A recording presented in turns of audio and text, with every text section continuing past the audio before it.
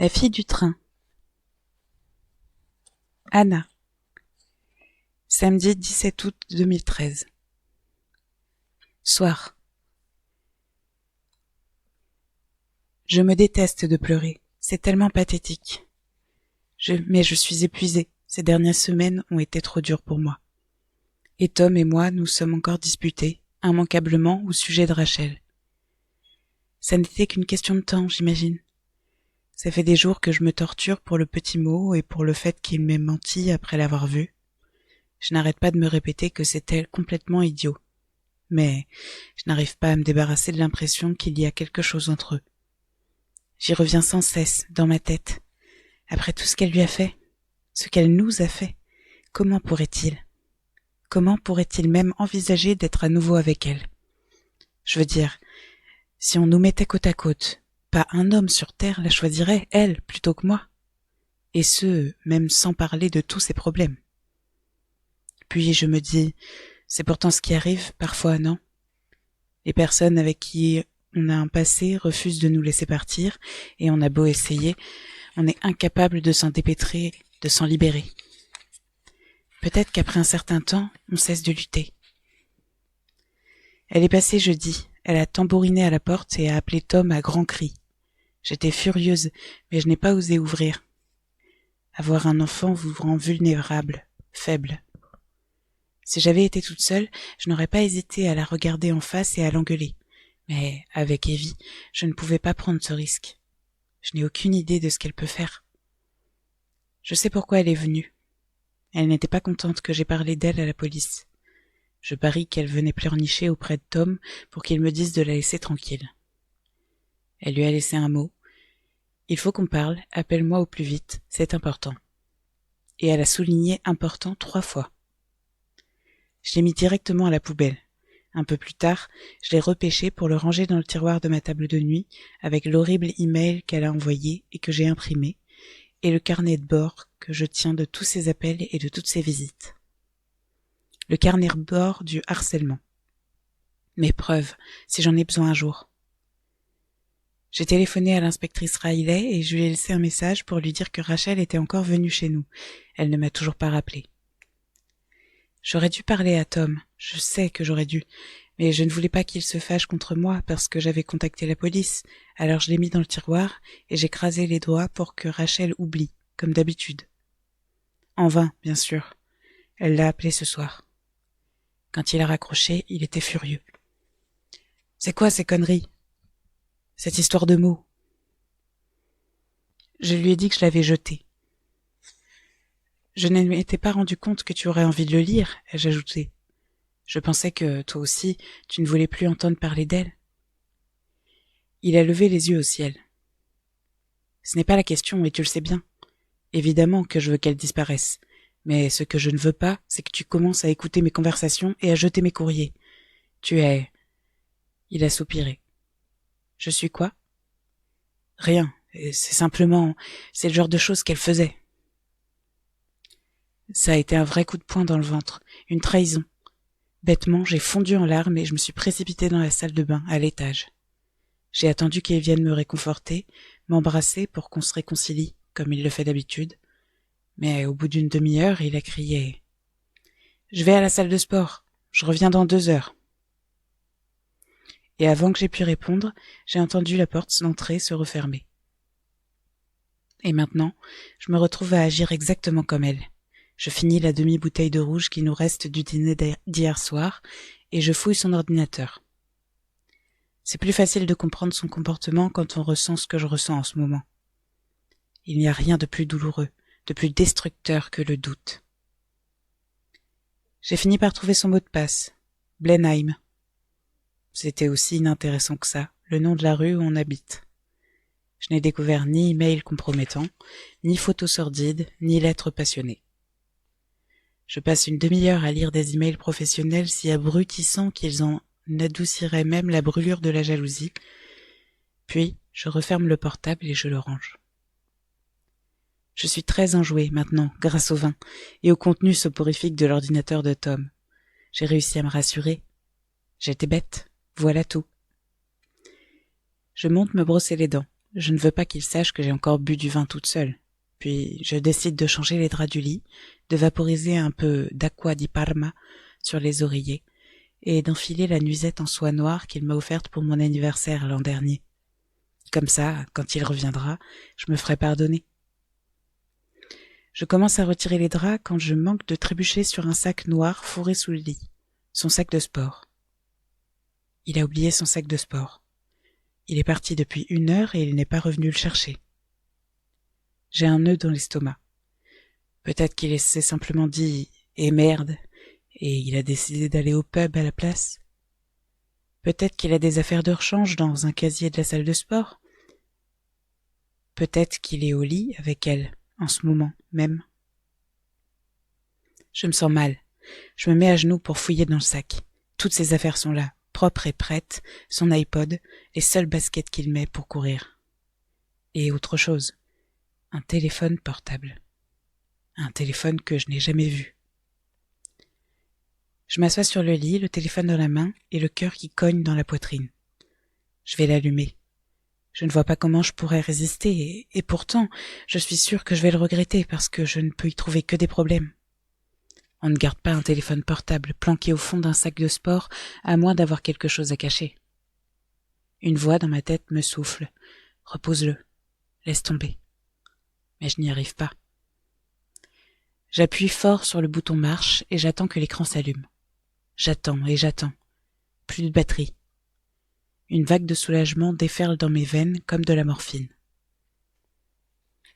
Je suis soulagée parce que maintenant, je n'ai pas de moyen de savoir, mais aussi parce qu'un téléphone déchargé, c'est un téléphone dont on ne se sert pas, dont on se fiche, parce que le téléphone d'un homme qui entretient une liaison passionnée. Un tel homme garderait ce téléphone sur lui à chaque instant. C'est peut-être un vieux portable qui est là depuis des mois et qu'il ne pense jamais à jeter. Ce n'est peut-être même pas à lui. Peut-être qu'il l'a trouvé à la salle de sport, qu'il avait prévu de le donner à l'accueil, mais qu'il a oublié. Je laisse le lit à moitié défait et je descends dans le salon. Sous la table basse, il y a 2 tiroirs pleins du genre de bazar domestique qui s'accumulent au fil du temps. Des rouleaux de scotch, des adaptateurs de voyage, des mètres-rubans, des kits de couture et 3 chargeurs de téléphone. Le deuxième correspond. Je vais brancher de mon côté du lit, derrière ma table de nuit, puis j'attends. Des heures et des dates surtout. Non, pas des dates, des jours. Lundi 15h, vendredi 16h30. Parfois, un refus. Peut pas demain. Pas mère. Rien d'autre. Pas de déclaration d'amour, pas de proposition explicite. Juste des textos, une douzaine environ, tous provenant d'un numéro privé. Il n'y a pas de contact enregistré dans le répertoire et on a effacé le journal d'appel. Je n'ai pas besoin des dates parce que le téléphone les garde en mémoire. Les rendez-vous remontent à des mois, presque 1 an. Quand je m'en suis rendu compte, quand j'ai vu que le dernier datait de septembre de l'année dernière, j'ai soudain eu une énorme boule dans la gorge. Septembre! Evie avait 6 mois. J'avais encore des kilos en trop, j'étais épuisée, j'avais la peau rêche, on ne faisait plus l'amour. Puis je me mets à rire parce que c'est ridicule, impossible. En septembre, nous étions merveilleusement heureux, amoureux et fous de notre nouveau bébé. C'est impensable qu'il l'ait revu dans mon dos à cette période. C'est inconcevable qu'ils aient eu une relation depuis tout ce temps. Je l'aurais su. Ce n'est pas vrai. Ce téléphone ne lui appartient pas. Et pourtant. Je sors mon carnet du tiroir de ma table de nuit et j'examine les appels pour les comparer avec les rendez-vous planifiés sur le téléphone. Je trouve des appels qui coïncident. Certains ont lieu 1 ou 2 jours avant, certains 1 ou 2 jours après. Certains ne correspondent à rien. Est-ce qu'il aurait vraiment pu la fréquenter tout ce temps-là, me dire qu'elle le tourmentait et le harcelait, alors qu'en réalité il prévoyait de se retrouver et de se voir en cachette ? Mais dans ce cas, pourquoi aurait-elle appelé aussi souvent sur le téléphone fixe, si elle pouvait le contacter sur le téléphone ? Ça n'a aucun sens. À moins qu'elle n'ait délibérément voulu que je sois au courant, qu'elle n'ait voulu semer la pagaille entre nous. Tom est parti depuis 2 heures maintenant. Il ne va pas tarder à rentrer d'où il est allé. Je refais le lit, je range le carnet et le téléphone dans le tiroir de ma table de chevet. Je redescends. Je me sers un dernier verre de vin et que je bois rapidement. Je pourrais l'appeler elle, la confronter à ses actes. Mais qu'est-ce que je pourrais dire? Je ne suis pas vraiment en position de feindre l'indignation, et je ne suis pas sûre que j'arriverais à supporter le plaisir qu'elle prendrait à m'avouer que tout ce temps, c'était moi, le dindon de la farce. Ce qu'il a fait avec toi, il le refera avec une autre. J'entends quelqu'un approcher sur le trottoir et je sais que c'est lui. Je reconnais son pas. Je laisse mon verre de vin dans l'évier et je reste là, appuyé au comptoir de la cuisine, le sang tambourinant à mes tempes. « Coucou », me dit-il en me voyant.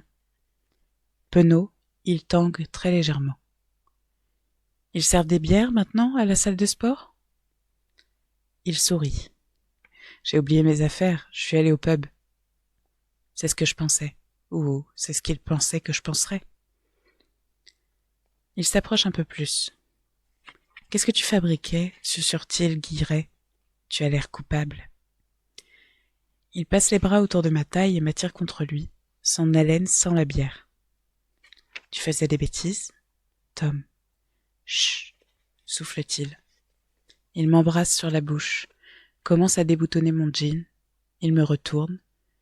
Je n'ai pas envie, mais je ne sais pas comment lui dire non, alors je ferme les yeux et je m'efforce de ne pas penser à lui avec elle. J'essaye de ne pas repenser à ces premières fois, quand on se précipitait dans la maison vide de Cranham Road, essoufflés, prêts à tout, affamés l'un de l'autre. Dimanche 18 août 2013. Tôt le matin. Je me réveille en sursaut. Il fait encore sombre. J'ai l'impression d'entendre Evie pleurer, mais quand je vais la voir, elle dort profondément en serrant bien fort sa couverture dans ses petits poings fermés. Je me recouche, mais je n'arrive pas à me rendormir. Je n'arrête pas de penser au téléphone dans ma table de nuit. Je jette un coup d'œil à Tom, il est allongé sur le dos, les bras gauches sortis du drap, la tête en arrière. Au rythme de sa respiration, je devine qu'il n'est pas prêt de se réveiller. Je me glisse hors du lit, j'ouvre le tiroir et je prends le téléphone. En bas, dans la cuisine, je le tourne et le retourne dans ma main comme pour me préparer. J'ai envie de savoir, et je n'ai pas envie. J'ai envie d'en être sûre, mais j'ai tellement envie d'avoir tort.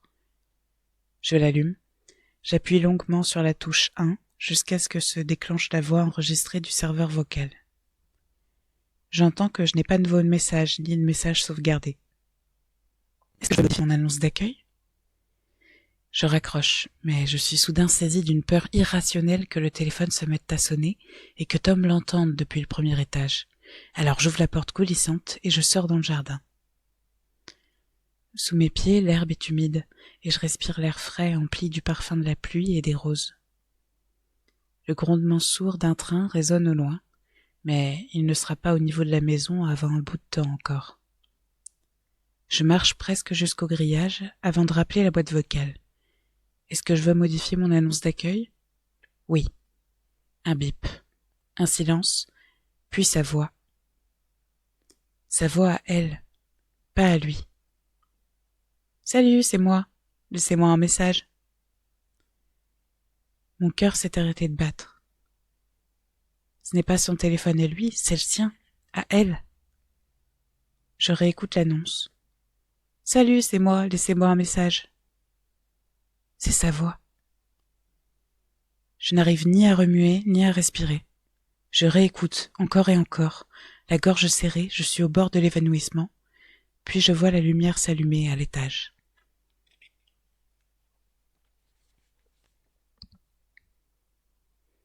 Rachel. Dimanche 18 août 2013. Tôt le matin. Chaque bribe de souvenir me menait au suivant.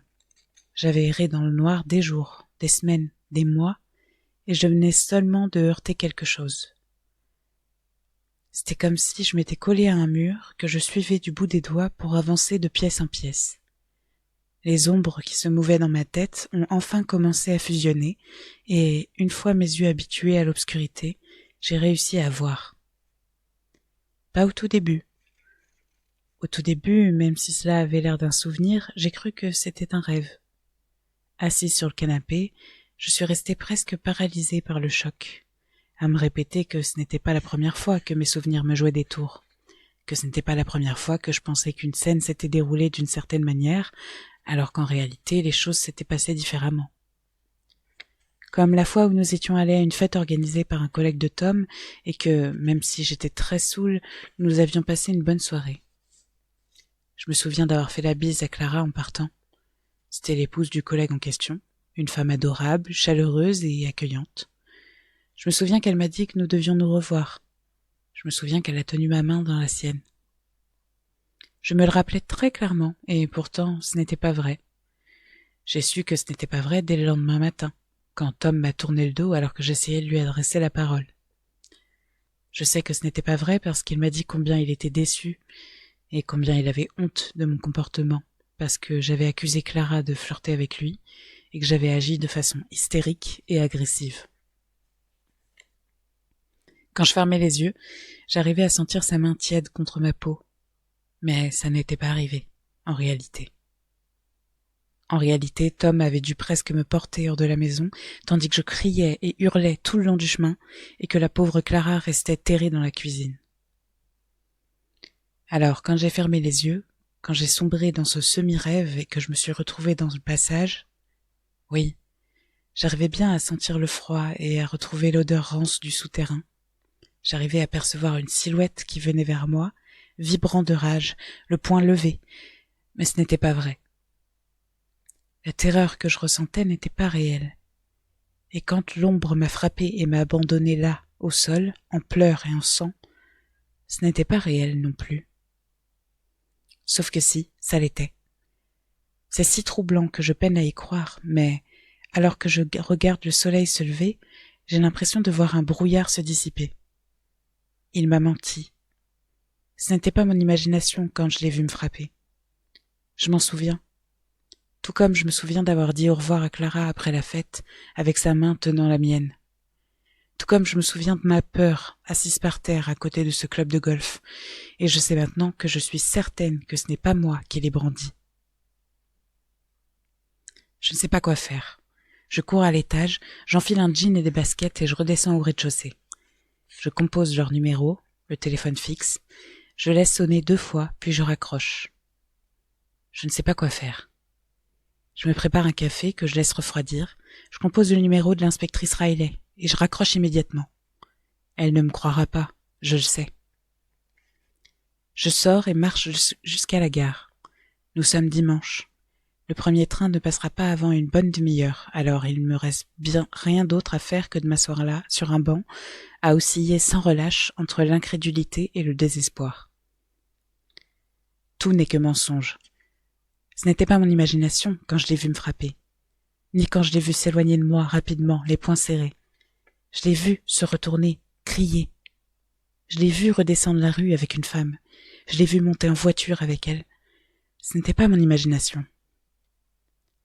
C'est alors que je comprends que c'est très simple, en réalité. Tellement simple. Je me souviens, oui, mais j'ai mélangé 2 souvenirs. J'ai introduit l'image d'Anna qui s'éloignait de moi dans sa robe bleue, dans un autre scénario. Tom et une femme qui montent dans une voiture. Parce que, bien sûr, cette femme n'était pas vêtue d'une robe bleue. Elle portait un jean et un t-shirt rouge. C'était Megan. Anna. Dimanche 18 août 2013. Tôt le matin. Je lance le téléphone de l'autre côté du grillage aussi fort que je peux. Il atterrit vers le bord du pierrier, au sommet de la berge.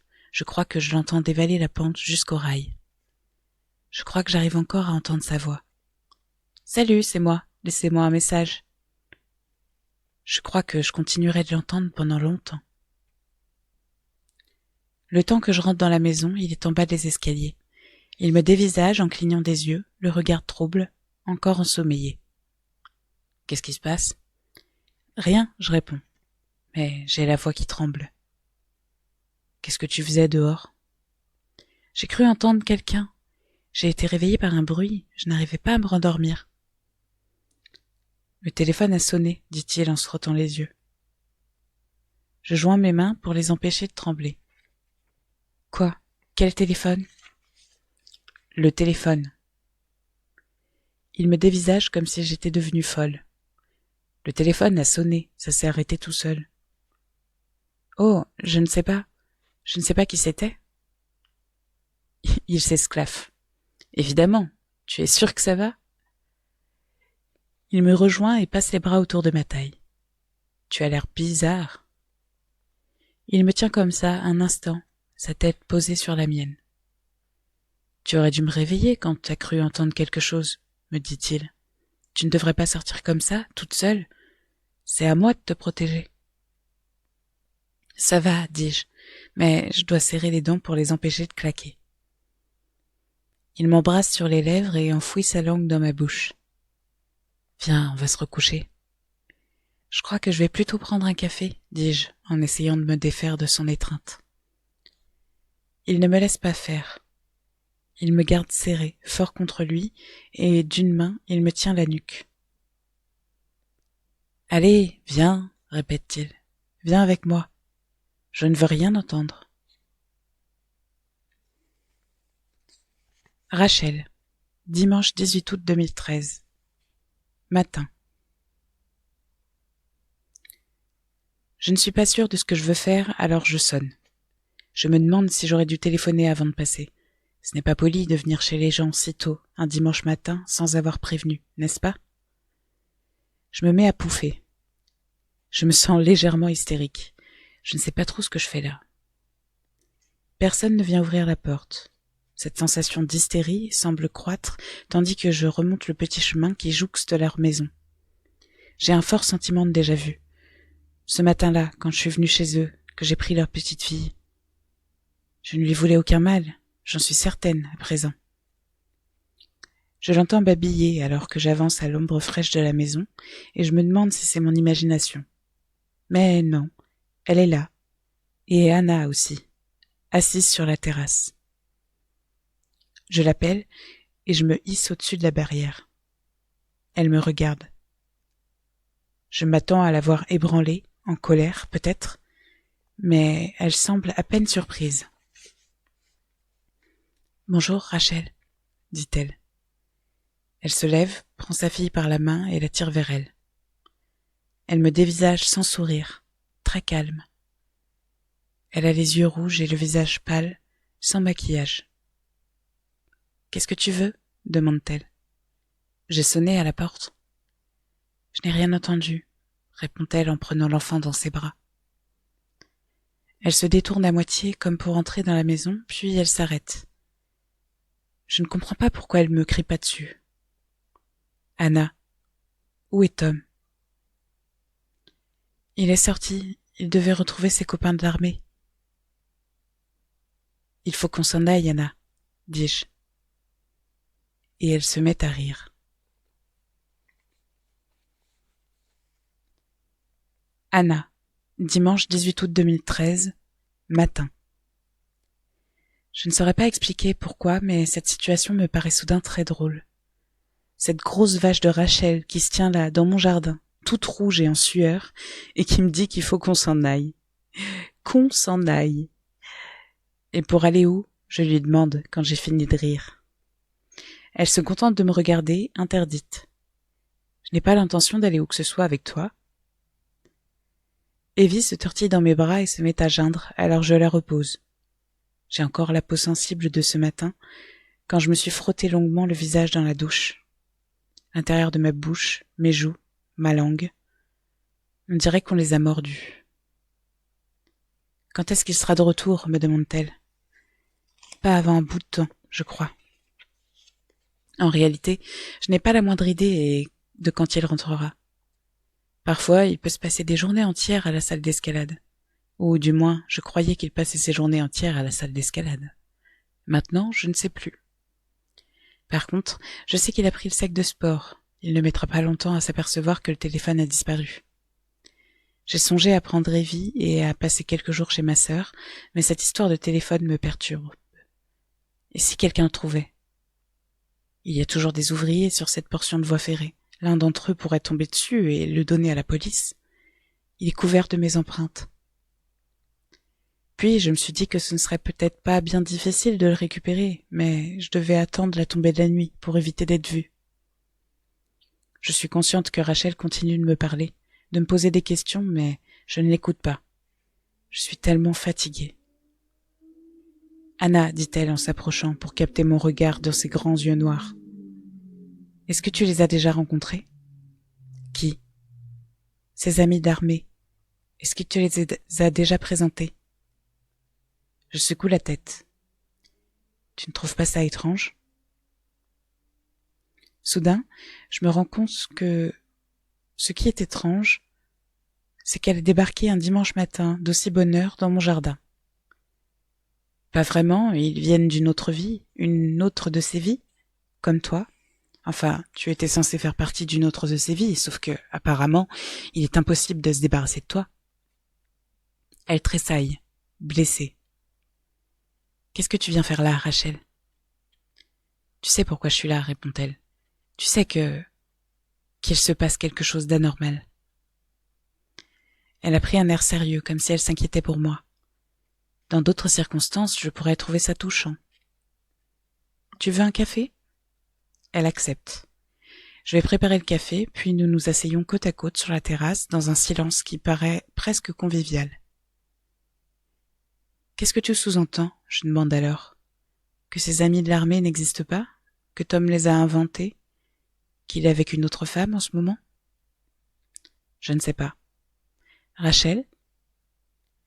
Elle me regarde et je lis la peur dans ses yeux.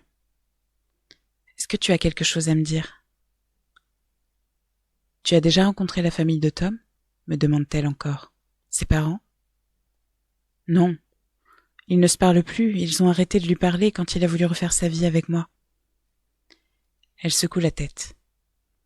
Ce n'est pas vrai. Je ne les ai jamais rencontrés, moi non plus. Ils ne me connaissent même pas. Pourquoi auraient-ils été concernés par notre divorce? Une noirceur a fait son apparition dans ma tête, tout au fond de mon crâne.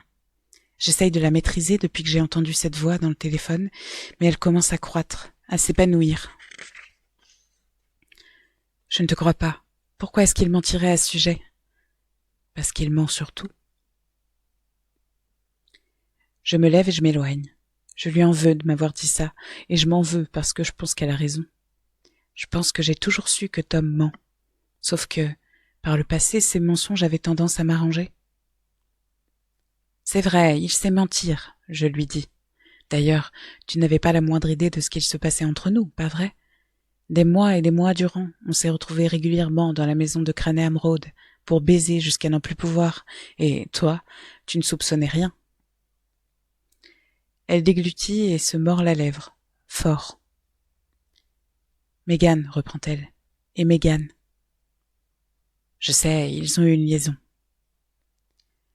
Les mots me paraissent bizarres, c'est la première fois que je les prononce à voix haute. Il m'a trompée, moi. Je suis sûre que c'est amusant pour toi, je continue. Mais maintenant qu'elle n'est plus là, alors ça n'a plus aucune importance, si? Anna. La noirceur dans mon esprit s'agrandit. Elle appuie contre les parois de mon crâne et me brouille la vue. J'attrape Evie par la main et je commence à l'entraîner à l'intérieur, mais elle proteste avec véhémence. Anna. Ils ont eu une liaison, c'est tout. Rien de plus. Ça ne signifie pas nécessairement que... Qui l'a tué? Qui l'a tué? Ne dis pas ça. Je me suis mise à crier. Je t'interdis de dire ce genre de choses devant mon enfant. Je donne à Evie son petit déjeuner et pour la première fois depuis des semaines, elle mange sans faire d'histoire. C'est presque comme si elle comprenait que j'ai d'autres soucis en tête, que je lui en suis infiniment reconnaissante. Je suis bien plus calme quand je ressors avec elle, même si Rachel est toujours là, debout, au fond du jardin, près du grillage, regardant passer un train. Au bout d'un moment, quand elle se rend compte que je suis de retour, elle revient vers moi. « Tu les aimes, hein ?» dis-je. « Les trains. Moi, je les déteste. Je les hais plus que tout. » Elle me fait un demi-sourire. Je remarque alors une fossette sur la gauche de son visage. Je ne l'avais jamais vue avant. Je suppose que je ne l'ai pas vue sourire très souvent. Pas une fois, en fait. Encore un mensonge, commente-t-elle. Il m'a dit que tu adorais cette maison et que tout te plaisait ici, même les trains. Il m'a dit que tu ne songeais pas une seconde à chercher un autre endroit où vivre, que c'était toi qui avais voulu emménager ici avec lui, même si j'avais été là avant. Je secoue la tête. Pourquoi est-ce qu'il t'aurait raconté ça? Ce sont des conneries. Ça fait 2 ans que j'essaye de le convaincre de vendre cette maison. Elle hausse ses épaules. Parce qu'il ment, Anna. Tout le temps. La noirceur m'envahit tout entière. Je prends Evie sur mes genoux et elle reste assise là, ravie. Elle commence à s'assoupir. Alors, tous ces coups de téléphone...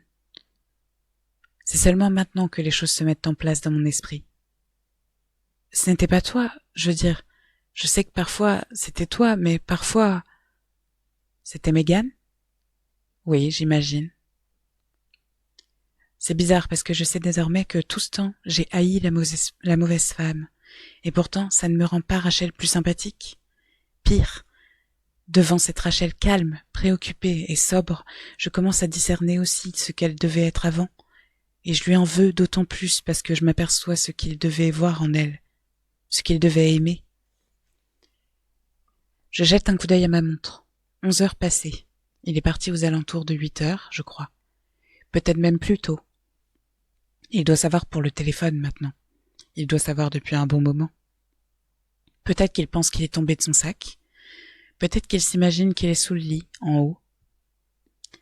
Depuis combien de temps tu es au courant, je demande, pour la liaison? Je n'étais pas au courant, dit-elle. Pas avant aujourd'hui. Je veux dire, je ne sais pas ce qu'il y avait entre eux. Tout ce que je sais... Heureusement, elle se tait. Heureusement, parce que je ne suis pas sûre que je pourrais supporter de l'écouter parler de l'infidélité de mon mari. L'idée d'elle et moi, que cette grosse vache de Rachel et moi sommes désormais dans le même bateau, m'est insupportable. « Tu penses que c'était le sien ?» demande-t-elle. « Est-ce que tu penses que le bébé, c'était le sien ?» Je la regarde sans la voir. Je ne vois plus que la noirceur et je n'entends plus rien, à part un rugissement dans mes oreilles, comme la mer ou un avion qui traverserait le ciel. « Qu'est-ce que tu as dit ?»« Je suis désolée. » Elle est toute rouge, embarrassée. Je n'aurais pas dû. Elle était enceinte quand elle est morte. Megan était enceinte. Je suis vraiment désolée. Sauf qu'elle n'est pas désolée du tout, j'en suis certaine, et je refuse de m'écrouler devant elle. Mais je baisse les yeux. Je vois Evie, et je me sens envahie d'une tristesse comme je n'en ai jamais ressenti. Une tristesse qui m'engloutit comme une vague et me coupe le souffle. Le frère d'Evie, la sœur d'Evie, disparu. Rachel s'assoit à côté de moi et passe un bras autour de mes épaules. « Je suis désolée, dit-elle encore, et j'ai envie de la frapper. La sensation de sa peau contre la mienne me dégoûte. J'ai envie de la repousser, de lui hurler dessus, mais je n'y arrive pas. Elle me laisse pleurer quelques instants, puis, d'une voix claire et déterminée, elle me dit « Anna, je pense que nous devrions partir. Je pense que tu devrais prendre quelques affaires pour Evie et toi. Ensuite, nous partirons. Tu peux venir chez moi pour le moment jusqu'à ce que nous ayons réglé tout ça. » Je m'essuie les yeux et m'écarte. Je ne compte pas le quitter, Rachel. Il a eu une aventure et ce ne sera pas la première fois, après tout. Je me mets à rire et Evie rit aussi. Rachel soupire et se lève. Tu sais qu'il n'est pas uniquement question d'une liaison, Anna. Tu le sais aussi bien que moi. Nous ne savons rien, dis-je, mais seul un murmure s'échappe de mes lèvres. Elle est montée en voiture avec lui, ce soir-là. Je l'ai vue. Je m'en souvenais pas au début. Je croyais que c'était toi. Mais je me souviens maintenant. Je me souviens. Non. Evie pose une petite main poisseuse contre ma bouche. Il faut qu'on parle à la police, Anna. Elle s'avance vers moi. Je t'en prie, tu ne peux pas rester là avec lui. Je frissonne malgré le soleil. J'essaye de repenser à la dernière fois que Megan est venue à la maison, à la réaction de Tom quand elle a annoncé qu'elle ne pouvait plus travailler pour nous. J'essaye de me rappeler s'il avait l'air content ou déçu. Une autre image me vient spontanément à l'esprit. Une des premières fois qu'elle est venue s'occuper d'Evie. J'étais censée sortir, retrouver les filles, mais j'étais si fatiguée que je suis montée à l'étage faire la sieste. Tom a dû rentrer pendant que je dormais parce que quand je suis redescendue, ils étaient ensemble. Elle était appuyée contre le plan de travail dans la cuisine. Il se tenait un peu trop près d'elle. Evie était assise dans sa chaise haute et pleurait, mais aucun des deux n'y prêtait attention. J'ai soudain très froid. Est-ce que j'ai su, ce jour-là, qu'il avait envie d'elle? Megan était blonde et belle, comme moi. Alors, oui, j'ai probablement su qu'il avait envie d'elle, tout comme je sais, quand je marche dans la rue, qu'il y a des hommes mariés accompagnés de leurs femmes, avec leurs enfants dans les bras, qui me regardent et qui pensent la même chose. Alors peut-être que j'ai su. Il avait envie d'elle, et il a couché avec elle. Mais pas ça. Il ne pourrait pas faire ça. Pas Tom, un amant, puis un mari, 2 fois marié même. Un père, un bon père qui subvient aux besoins de sa famille sans se plaindre. Tu l'as aimé, je lui rappelle. Et tu l'aimes toujours, non? Elle secoue la tête sans conviction. Si tu l'aimes, et tu sais que ce n'est pas possible. Je me lève et je prends Evie contre moi avant de m'approcher d'elle. Ce n'est pas possible, Rachel. Tu sais qu'il n'a pas pu faire ça. Tu ne pourrais pas aimer un homme capable d'une telle chose, après tout. Et pourtant, je l'ai aimé, dit-elle. Nous l'avons aimé toutes les deux. Des larmes coulent sur ses joues. Elle les essuie et à cet instant, quelque chose change sur son visage et elle devient toute blanche. Ce n'est plus moi qu'elle regarde. Ses yeux fixent quelque chose par-dessus mon épaule et quand je me retourne, je le vois à la fenêtre de la cuisine qui nous observe.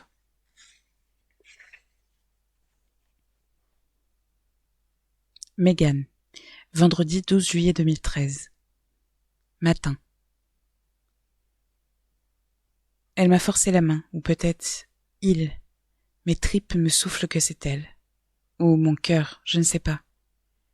Je la sens comme je l'ai sentie la fois d'avant, une graine dans sa cosse, mais cette graine-là sourit.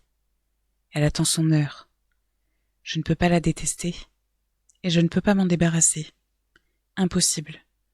Je pensais que j'en serais capable, je pensais que je voulais l'arracher de là au plus vite, mais quand je pense à elle, je ne vois plus que le visage de Libby. Ses yeux noirs. Je respire l'odeur de sa peau. Je me souviens à quel point elle était froide à la fin. Je ne peux pas me débarrasser d'elle. Je ne veux pas. Je veux l'aimer. Je ne peux pas la détester, mais elle me fait peur. J'ai peur de ce qu'elle va me faire ou de ce que je vais lui faire. C'est cette peur qui m'a réveillée en sursaut peu après 5 heures du matin, trempée de sueur malgré la fenêtre ouverte et le fait que je suis seule. Scott est à une conférence dans le Hertfordshire, ou l'Essex, ou je ne sais où. Il revient ce soir. Qu'est-ce que c'est mon problème? Pourquoi ai-je toujours envie d'être seule quand il est là alors que je ne peux pas supporter son absence? Je ne supporte pas le silence. Je me mets à parler à voix haute uniquement pour le combler. Ce matin, dans mon lit, je n'arrêtais pas de me dire « Et si la même chose se produit? Qu'est-ce qui va se passer quand je serai seule avec elle? Qu'est-ce qui va m'arriver si elle ne veut pas de moi, de nous? Qu'est-ce qui se passera s'il devine qu'elle n'est pas de lui? » Mais après tout, elle l'est peut-être. Je ne sais pas, j'ai juste ce sentiment que non. Comme j'ai le sentiment que c'est une elle. Et même si elle n'est pas de lui, comment le saurait-il? Non, impossible. Je raconte n'importe quoi, il sera tellement heureux quand je lui annoncerai, fou de joie. L'idée qu'elle n'est pas de lui ne lui traversera même pas l'esprit. Et ce serait cruel de lui dire, ça lui briserait le cœur. Et je ne veux pas lui faire de mal. Je n'ai jamais voulu lui faire de mal. Je suis comme ça, j'y peux rien. Mais tu te restes tout de même responsable de tes actes. C'est ce que dit Kamal. J'ai appelé Kamal un peu après 6 heures. Le silence s'affaissait de plus en plus sur moi et je commençais à paniquer. J'ai songé à appeler Tara. Je savais qu'elle accourrait, mais je ne pensais pas pouvoir le supporter. Elle aurait été trop collante à vouloir me protéger. Je ne voyais pas qui d'autre contacter à part Kamal. Je l'ai appelé chez lui. Je lui ai dit que j'avais des ennuis et que je ne savais pas quoi faire, que ça n'allait pas du tout. Il est venu immédiatement. Pas sans poser de questions, mais presque. J'ai peut-être donné l'impression que c'était plus grave que ça ne l'était. Peut-être qu'il a eu peur que je fasse une bêtise. Nous sommes dans la cuisine, il est encore tôt, à peine 7h30 passées. Il va bientôt devoir partir s'il veut arriver à l'heure pour son premier rendez-vous. Je le regarde, assis en face de moi, à la table de la cuisine, les mains sagement posées l'une sur l'autre devant lui, ses yeux doux, concentrés sur moi, et je sens son amour. Vraiment. Il a été tellement gentil avec moi, malgré les saletés que j'ai faites. Il a pardonné tout ce qui s'est passé avant, comme je l'espérais. Il a balayé tous mes péchés. Il m'a dit que, tant que je ne me pardonnerais pas à moi-même, cela ne cesserait pas, et que je ne pourrais jamais m'arrêter de courir. Et je ne peux plus courir à présent, pas maintenant qu'elle est là. J'ai peur, lui dis-je. Et si je recommence à faire n'importe quoi? Et si j'ai un problème? Si ça se passe mal avec Scott? Et si je finis encore toute seule? Je ne sais pas si j'en suis capable. J'ai trop peur d'être à nouveau seule. Je veux dire, seule avec un enfant. Il se penche et pose une main sur la mienne. Tu ne feras pas n'importe quoi, je te l'assure. Tu n'es plus une enfant endeuillée, perdue. Tu n'es quelqu'un de complètement différent, plus forte. Tu es une adulte désormais. Tu n'as pas à craindre d'être seule. Ce n'est pas ce qui peut arriver de pire, n'est-ce pas? Je ne réponds pas, mais je ne peux pas m'empêcher de me demander si ce n'est pas pourtant ce qui peut arriver de pire. Parce que, quand je ferme les yeux, j'arrive à conjurer le sentiment qui m'envahit quand je suis au bord du sommeil, celui qui me ramène violemment à la conscience. C'est le sentiment d'être seule dans une maison plongée dans le noir, à guetter ses pleurs, dans l'attente d'entendre les pas de Mac sur le parquet du rez-de-chaussée, tout en sachant pertinemment qu'ils ne viendront jamais. Je ne peux pas te dicter ta décision pour Scott, ta relation avec lui. Bon, je t'ai déjà dit ce qui m'inquiétait, mais c'est à toi de choisir ce que tu veux faire, pour toi-même. C'est à toi de voir si tu lui fais confiance, si tu veux qu'il prenne soin de toi et de ton bébé. Il faut que ce soit ta décision. Mais je pense que tu peux avoir confiance en toi, Megan. Tu sauras faire le bon choix. Dehors, sur la pelouse, il m'apporte une tasse de café. Je la pose et j'enroule mes bras autour de lui. Je le rapproche de moi. Derrière nous, un train arrive bruyamment au niveau du feu de signalisation. Le bruit crée comme une barrière, un mur qui nous entoure, et j'ai la sensation que nous sommes enfin vraiment seuls. Il met ses bras autour de moi et m'embrasse. « Merci, dis-je. Merci d'être venu, d'être là. » Il sourit, s'éloigne de moi et me frotte la joue de son pouce. « Tu vas très bien t'en sortir, Megan. » Est-ce que je pourrais m'enfuir avec toi? Toi et moi, est-ce qu'on ne pourrait pas simplement s'enfuir ensemble? Il rit. Tu n'as pas besoin de moi, ni de continuer à t'enfuir. Tout ira bien. Toi et ton bébé, vous vous en sortirez très bien. Samedi 13 juillet 2013. Matin. Je sais ce que j'ai à faire. J'y ai réfléchi toute la journée hier et toute la nuit aussi. Je n'ai presque pas dormi. Scott est rentré épuisé et d'une humeur de chien. Tout ce qu'il voulait, c'était manger, baiser et dormir. Pas le temps pour une autre chose. Ce n'était certainement pas le bon moment pour lui parler de ça. Je suis restée éveillée la majeure partie de la nuit, avec lui qui s'agitait à mes côtés, trop chaud. J'ai pris ma décision. Je vais faire le bon choix. Je vais tout faire comme il faut. Si je fais tout comme il faut, alors il ne pourra rien m'arriver. Ou en tout cas, s'il arrive quelque chose, ça ne pourra pas être ma faute. Je vais aimer cet enfant et je vais l'élever en sachant que j'aurai tout fait comme il faut dès le début. Bon, d'accord. Peut-être pas depuis le tout début, mais dès le bon moment. Dès le moment où j'ai su qu'elle était là. Je lui dois au moins ça, à ce bébé. Je dois au moins ça à Libby. Je lui dois de tout faire différemment, cette fois. Je reste allongée, là, et je pense à ce que le professeur m'avait dit, à tout ce que j'ai été, enfant, adolescente rebelle, fugueuse, pute, amante, mauvaise mère, mauvaise épouse. Je ne sais pas si je peux me transformer en bonne épouse, mais en bonne mère, ça, je dois essayer.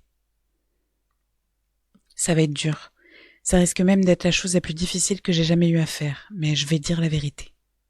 Fini les mensonges, les secrets, fini la suite, la fuite, fini les conneries. Je vais tout faire éclater au grand jour et ensuite, on verra. S'il ne peut plus m'aimer après ça, eh bien, d'accord. Soir. D'une main sur son torse, je pousse de toutes mes forces, mais je n'arrive plus à respirer, et il est beaucoup plus costaud que moi. Son avant-bras m'appuie sur la gorge, je sens le sang battre dans mes tempes, ma vision se brouille. Dos au mur, j'essaye de crier. J'arrache un pan de son t-shirt et il me lâche. Il se détourne et je m'affaisse le long du mur, sur le sol de la cuisine. Je tousse, je crache, les larmes rougent sur mes joues. Il est à quelques mètres de moi et quand il se retourne, sa main remonte instinctivement sur ma gorge pour la protéger. Ma main remonte instinctivement sur ma gorge pour la protéger. Je vois la honte s'étaler sur son visage et j'ai envie de lui dire que c'est bon, que ça va. J'ouvre la bouche, mais les mots refusent de sortir. Je n'arrive qu'à tousser. Encore. La douleur est inimaginable. Il me dit quelque chose, mais je ne l'entends pas. On dirait qu'il est sous l'eau. Le bruit est étouffé. Il ne m'arrive qu'en vagues flots. Je ne comprends pas un seul mot. Je crois qu'il me dit qu'il est désolé. Je me remets péniblement debout, je le repousse et je cours me réfugier à l'étage, puis je claque la porte de ma chambre derrière moi et je la verrouille. Je m'assois sur le lit et j'attends, je le guette, mais il ne vient pas. Je me relève, j'attrape mon sac de voyage sous le lit et je me dirige vers la commode pour prendre des vêtements. C'est là que je m'aperçois dans le miroir. Je pose une main sur mon visage. Elle est étonnamment blanche contre ma peau rougie, mes lèvres violacées et mes yeux injectés de sang. Une partie de moi est sous le choc car il n'avait jamais levé la main sur moi ainsi, mais une autre partie de moi s'y attendait. Quelque part, au fond, j'ai toujours su que c'était une éventualité, que c'était là qu'on en arriverait. Là que je l'entraînerais, lentement. Je sors des affaires des tiroirs, des sous-vêtements, 2 t-shirts, et je les fourre dans le sac. Je ne lui ai encore rien dit en plus, j'avais à peine commencé. Je voulais d'abord lui dévoiler le pire avant de lui annoncer la bonne nouvelle. Je n'allais quand même pas lui parler du bébé pour lui dire ensuite qu'il y avait une possibilité que ce soit pas le sien. Ça aurait été trop cruel. Nous étions dehors sur la terrasse. Il parlait de son travail et il s'est rendu compte que je ne l'écoutais pas vraiment. « Je t'ennuie, peut-être ?» a-t-il demandé. « Non. Enfin, bon, peut-être un peu. » Il n'a pas ri. « Non, je suis simplement distraite parce qu'il faut que je te parle de quelque chose. De plusieurs choses, d'ailleurs. Et certaines ne vont pas te plaire. Mais d'autres... » Qu'est-ce qui ne va pas me plaire ? C'est là que j'aurais dû savoir que ce n'était pas le bon moment. Il n'était pas dans de bonnes dispositions. Tout de suite, il est devenu soupçonneux et il s'est mis à scruter mon visage à la recherche d'indices. C'est là que j'aurais dû savoir que tout cela n'était une très mauvaise idée. J'imagine que je le savais, mais qu'il était trop tard pour reculer. Et, de toute façon, j'avais pris ma décision. Je faisais le bon choix. Je me suis assise à côté de lui au bord des dalles et j'ai glissé la main sous la sienne. « Qu'est-ce qui ne va pas me plaire ?» a-t-il répété. Mais il n'a pas lâché ma main. Je lui ai dit que je l'aimais, et j'ai senti chaque muscle de son corps se contracter, comme s'il savait ce qui arrivait et qu'il s'y préparait. C'est ce qu'on fait, non, quand quelqu'un vous dit qu'il vous aime comme ça. Je t'aime vraiment, mais... Je lui ai dit que j'avais commis des erreurs et il a lâché ma main. Il s'est mis debout et a marché quelques mètres en direction des rails avant de se retourner vers moi. Quel genre d'erreur ? Il a parlé d'une voix égale, mais j'ai entendu l'effort que cela lui demandait. « Viens te rasseoir près de moi, ai-je dit, s'il te plaît. » Il a secoué la tête. « Quel genre d'erreur, Mégane ?» Plus fort, cette fois-là. J'ai eu... C'est fini, maintenant, mais j'ai eu... quelqu'un d'autre. J'ai gardé les yeux baissés, j'étais incapable d'affronter son regard. Il a fulminé, quelque chose dans sa barbe, mais je n'ai pas entendu quoi. J'ai relevé la tête. Il me tournait le dos, il faisait de nouveau face à la voie ferrée, les mains sur les tempes. Je me suis levée et je l'ai rejoint, juste derrière lui. J'ai posé les mains sur ses hanches, mais il a bondi et s'est écarté. Il s'est dirigé vers la maison et sans me regarder, il a craché N'essaye même pas de me toucher, sale petite pute. J'aurais dû le laisser partir à ce moment-là. J'aurais dû lui laisser un peu de temps pour se faire à cette idée. Mais je ne pouvais pas. Je voulais en finir avec le pire pour pouvoir passer aux bonnes nouvelles. Alors j'ai suivi à l'intérieur. Scott, je t'en prie, écoute-moi. Ce n'est pas aussi terrible que tu le penses. Et c'est terminé maintenant. C'est complètement terminé. Écoute-moi, je t'en prie, s'il te plaît. Il a attrapé une photo de nous deux qu'il adore, celle que j'ai fait encadrer pour lui offrir à notre 2e anniversaire de mariage. Et il l'a jetée aussi fort qu'il le pouvait sur ma tête. Tandis qu'elle éclatait sur le mur derrière moi, il a plongé en avant, m'a agrippé par le haut des bras, puis on a lutté tous les deux jusqu'à ce qu'il me pousse violemment contre le mur de l'autre côté de la pièce. Ma tête est partie en arrière et mon crâne a heurté le plâtre. Puis, il s'est penché sur moi, son avant-bras appuyant sur ma gorge, plus fort et encore plus fort. Il a fermé les yeux pour ne pas me regarder suffoquer. Dès que j'ai fini mon sac, je me mets à le déballer pour tout remettre dans les tiroirs. S'il me voit sortir d'ici avec une valise, il ne me laissera jamais faire. Il faut que je parte sans rien. Juste un sac à main et un téléphone. Puis, je change encore d'avis et je recommence à tout fourrer dans le sac. Je ne sais pas où je vais, mais je sais que je peux pas rester là. Je ferme les yeux et je sens encore ses mains sur ma gorge. Je n'ai pas oublié ma décision. Fini la fuite, fini les secrets. Mais je ne peux pas rester ici cette nuit. J'entends des pas dans l'escalier, des pas lents, lourds. Il lui faut une éternité pour atteindre le palier. D'habitude, il grimpe à toute vitesse, mais aujourd'hui, on dirait un homme qui monte à l'échafaud. Je ne sais pas si c'est le condamné ou le bourreau. Mégane. Il n'essaie pas d'ouvrir la porte. Mégane, je suis désolée de t'avoir fait mal. Je suis tellement désolée de t'avoir fait mal. J'entends des larmes dans sa voix. Ça me met en rage, ça me donne envie de sortir pour lui greffer le visage. Je pense alors, ne t'avise surtout pas de pleurer, pas après ce que tu viens de faire. Je suis furieuse contre lui. J'ai envie de lui hurler dessus, de lui dire de s'éloigner de cette putain de porte, de moi. Mais je me retiens, parce que je ne suis pas idiote. Il a des raisons d'être en colère, et il faut que je réfléchisse posément, clairement. Je réfléchis pour deux à présent. Cette confrontation m'a donné des forces, de la détermination. Je l'entends derrière la porte qui implore mon pardon, mais je ne peux pas m'occuper de ça pour l'instant. Pour l'instant, j'ai autre chose à faire. Tout au fond de l'armoire, en bas de 3 rangées de boîtes à chaussures soigneusement étiquetées, je prends une boîte gris foncé marquée « bottes compensées rouge ». Et dans la boîte se trouve un vieux téléphone portable. Une antiquité avec un forfait prépayé que j'ai acheté il y a des années et que j'ai gardé au cas où. Ça fait quelque temps que je m'en suis pas servi, mais le jour est venu. Je vais être honnête. Fini les mensonges, fini les secrets. Il est temps que papa affronte ses responsabilités. Je m'assois sur le lit et j'allume le téléphone, priant pour qu'il y ait encore un peu de batterie. L'écran s'illumine et je sens l'adrénaline qui fait bouillir mon sang. Ça me donne le tournis, la nausée même. Mais ça me fait un peu planer aussi, comme si j'étais défoncée. Je commence à m'amuser, à apprécier l'anticipation de tout faire éclater au grand jour, de le mettre face, de tous les mettre face à ce que nous sommes et à ce que nous avons fait. D'ici la fin de la journée, chacun saura quelle est sa place. J'appelle son numéro. Sans grande surprise, je tombe tout de suite sur le répondeur. Je raccroche et lui envoie un texto. J'ai besoin de te parler, urgent. Rappelle-moi. Puis, je reste assise là, à attendre. Je vais dans le journal d'appel. La dernière fois que je me suis servi de ce téléphone, c'était en avril. Beaucoup d'appels, tous sans réponse. Début avril et fin mars. J'ai rappelé et rappelé encore. Et il m'a ignoré. Il n'a même pas daigné répondre à mes menaces. Je lui ai dit que j'irais chez lui, que je parlerais à sa femme. Mais, aujourd'hui, je pense qu'il va m'écouter. Je ne lui laisserai pas le choix. Quand ça a commencé, ce n'était qu'un jeu, une distraction. Je le voyais de temps en temps, il passait à la galerie, souriant, pour flirter. C'était inoffensif, après tout. Il y avait beaucoup d'hommes qui passaient à la galerie pour sourire et flirter.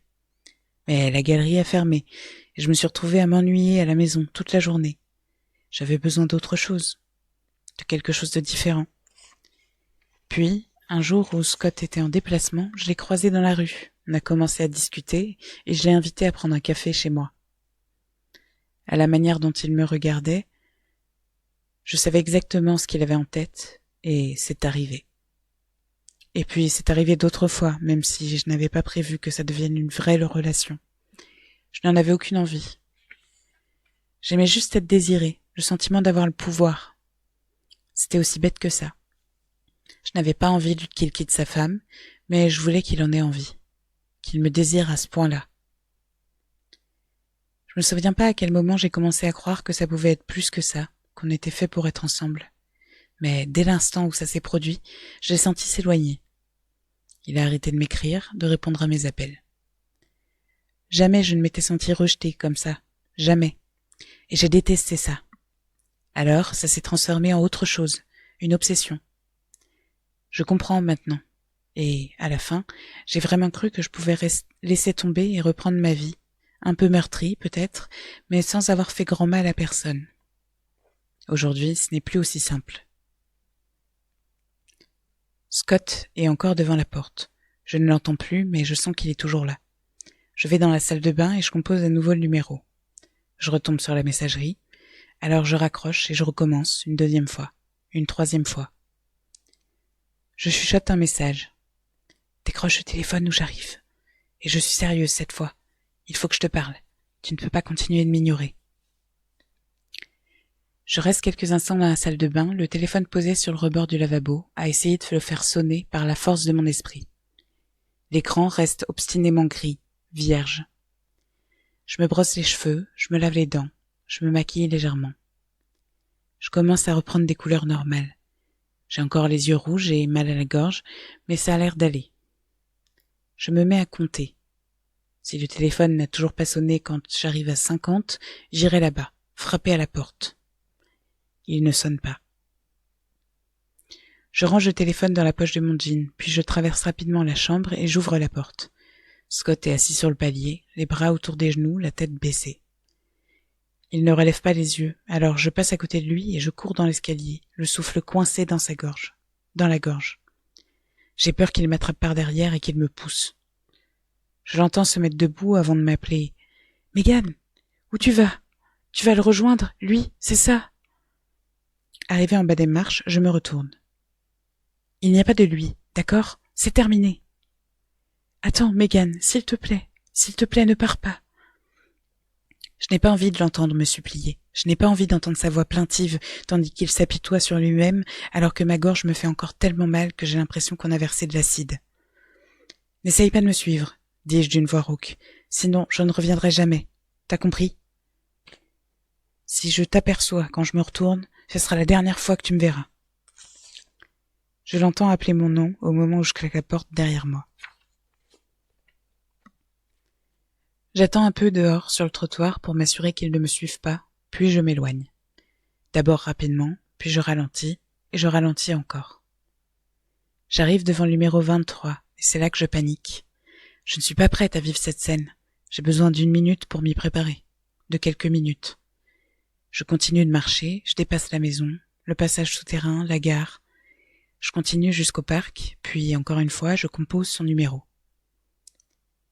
Je lui dis que je suis dans le parc, que je vais l'attendre ici, mais que s'il ne vient pas, c'est fini. Je débarquerai chez lui. C'est sa dernière chance. C'est une belle fin de journée. Il est 7 heures passées, mais il fait bon, et il y a encore du soleil. Il reste quelques enfants qui jouent sur les balançoires et le toboggan.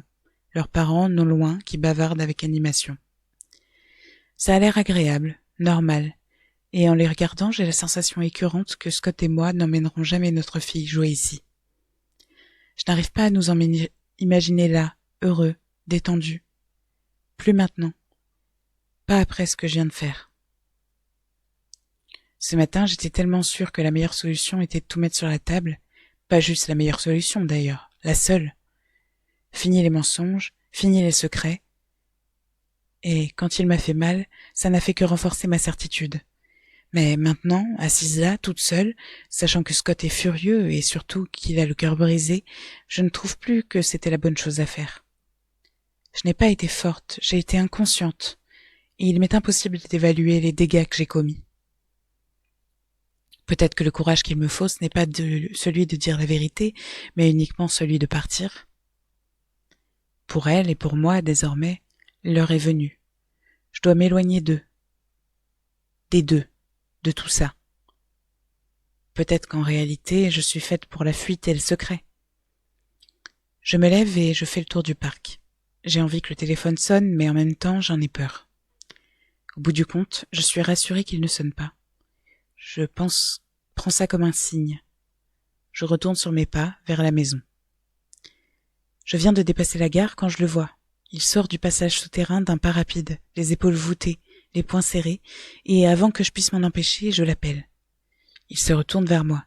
« Mégane, bordel de... » Son visage n'est que fureur, mais il me fait signe d'approcher. « Viens, me dit-il, une fois que je suis près de lui. On ne peut pas discuter ici, j'ai ma voiture juste là. Il faut que... On ne peut pas discuter ici, répète-t-il, agacé. Viens. Il me tire par le bras, puis reprend plus calmement. On va aller dans un endroit calme, d'accord? Un endroit où on pourra parler. Tandis que j'entre dans la voiture, je jette un coup d'œil par-dessus mon épaule dans la direction d'où il est venu. Le passage souterrain est plongé dans l'obscurité, mais j'ai l'impression qu'il y a quelqu'un dans les ténèbres. Quelqu'un qui nous regarde partir. Rachel, dimanche 18 août 2013. Après-midi. À la seconde où elle l'aperçoit, Anna tourne les talons et se précipite dans la maison. Avec le cœur qui cogne, je la suis prudemment et je m'arrête juste avant la porte coulissante. À l'intérieur, il s'étreigne, il l'enveloppe de ses bras, l'enfant entre eux. Anna a la tête baissée et les épaules qui tremblent. Il lui embrasse les cheveux, mais garde les yeux rivés sur moi. « Qu'est-ce qui se passe ici ?» demande-t-il. Un demi-sourire aux lèvres. Je dois dire que je ne m'attendais pas, en rentrant, à vous voir toutes les deux en train de papoter dans le jardin. Il parle d'un ton léger, mais je ne m'y laisse pas prendre. Je ne m'y laisserai plus prendre. J'ouvre la bouche, mais je m'aperçois que je ne sais pas quoi dire. Je ne sais pas par où commencer. Rachel, tu comptes me dire ce qu'il se passe ? Il libère Anna de son étreinte et s'avance vers moi. Je fais un pas en arrière et il s'esclaffe. Qu'est-ce qui t'arrive cette fois ? T'es saoul ? Malgré sa question, je vois dans ses yeux qu'il sait que je suis sobre, et pour une fois, je parie qu'il préférerait que ce ne soit pas le cas. Je glisse une main dans la poche arrière de mon jean pour toucher mon téléphone. Il est là, compact et solide, réconfortant. Mais je regrette de ne pas avoir eu le bon sens d'appeler à l'aide plus tôt. Qu'on me croie ou non, n'a aucune importance. Si j'avais dit à la police que j'étais avec Anna et son enfant, des agents auraient accouru.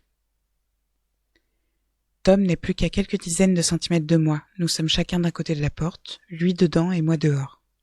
« Je t'ai vu, dis-je. » Prononcer ces mots à voix haute libère alors en moi une satisfaction éphémère, mais réelle. Tu crois que je me souviens de rien, mais tu as tort. Je t'ai vu.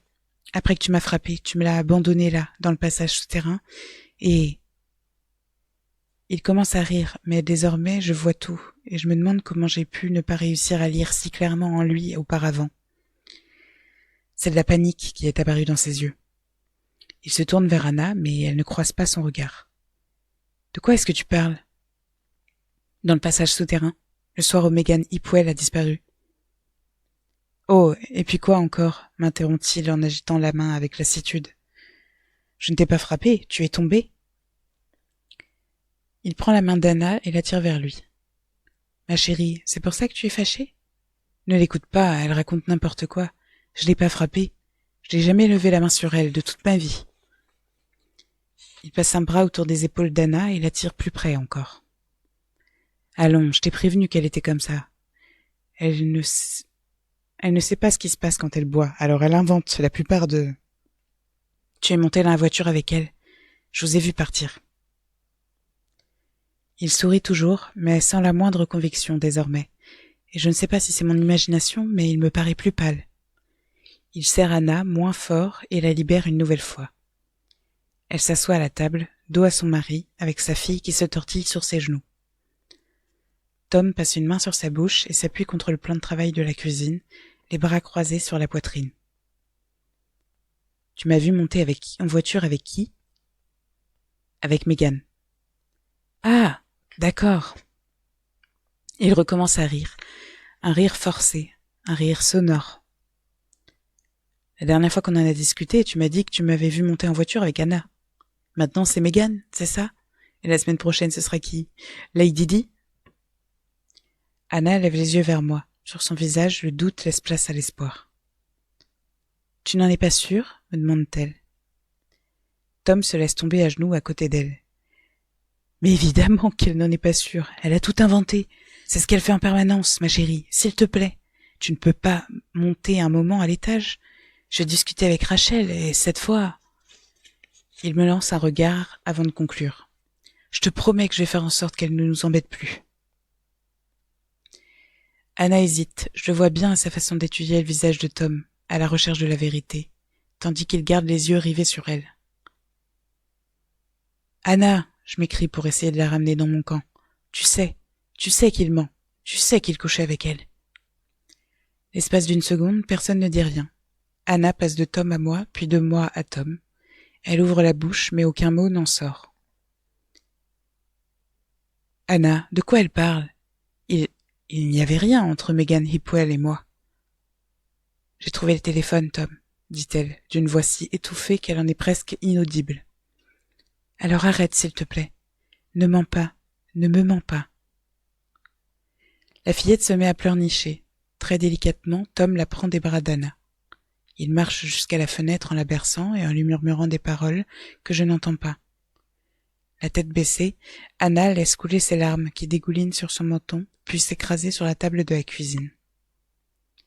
« Où est-il » demande Tom en se tournant vers nous, sans plus aucune trace d'amusement sur le visage.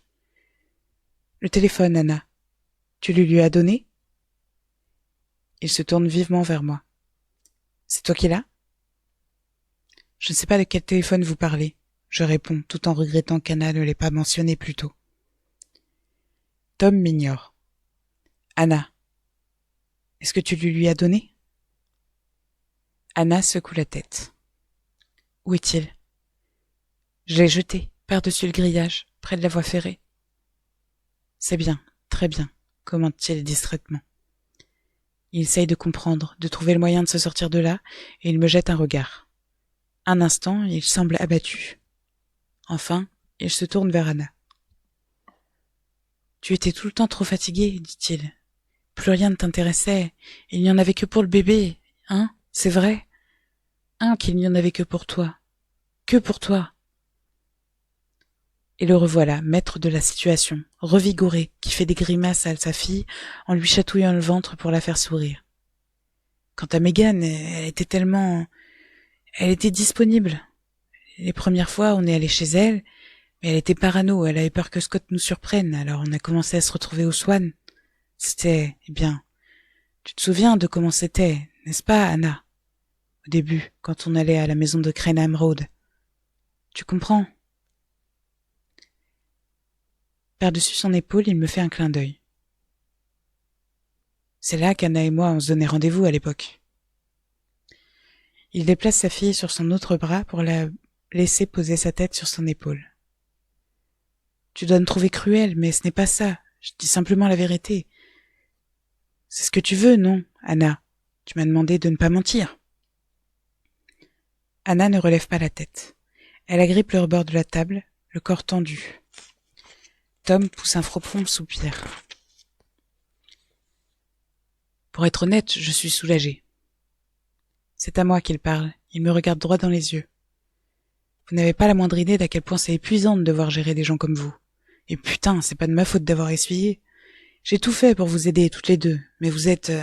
je vous ai aimé toutes les deux, passionnément, mais qu'est-ce que vous pouvez être faible par moments? Va te faire foutre, Tom, s'écrie Anna en se levant. Je t'interdis de me mettre dans le même sac qu'elle. Je la dévisage et je me rends compte qu'ils vont vraiment bien ensemble, finalement, Anna et Tom. Elle lui convient 100 fois mieux que moi, parce que... C'est ça qui la dérange. Pas que son mari soit un menteur et un assassin, mais qu'il ait osé la comparer à moi.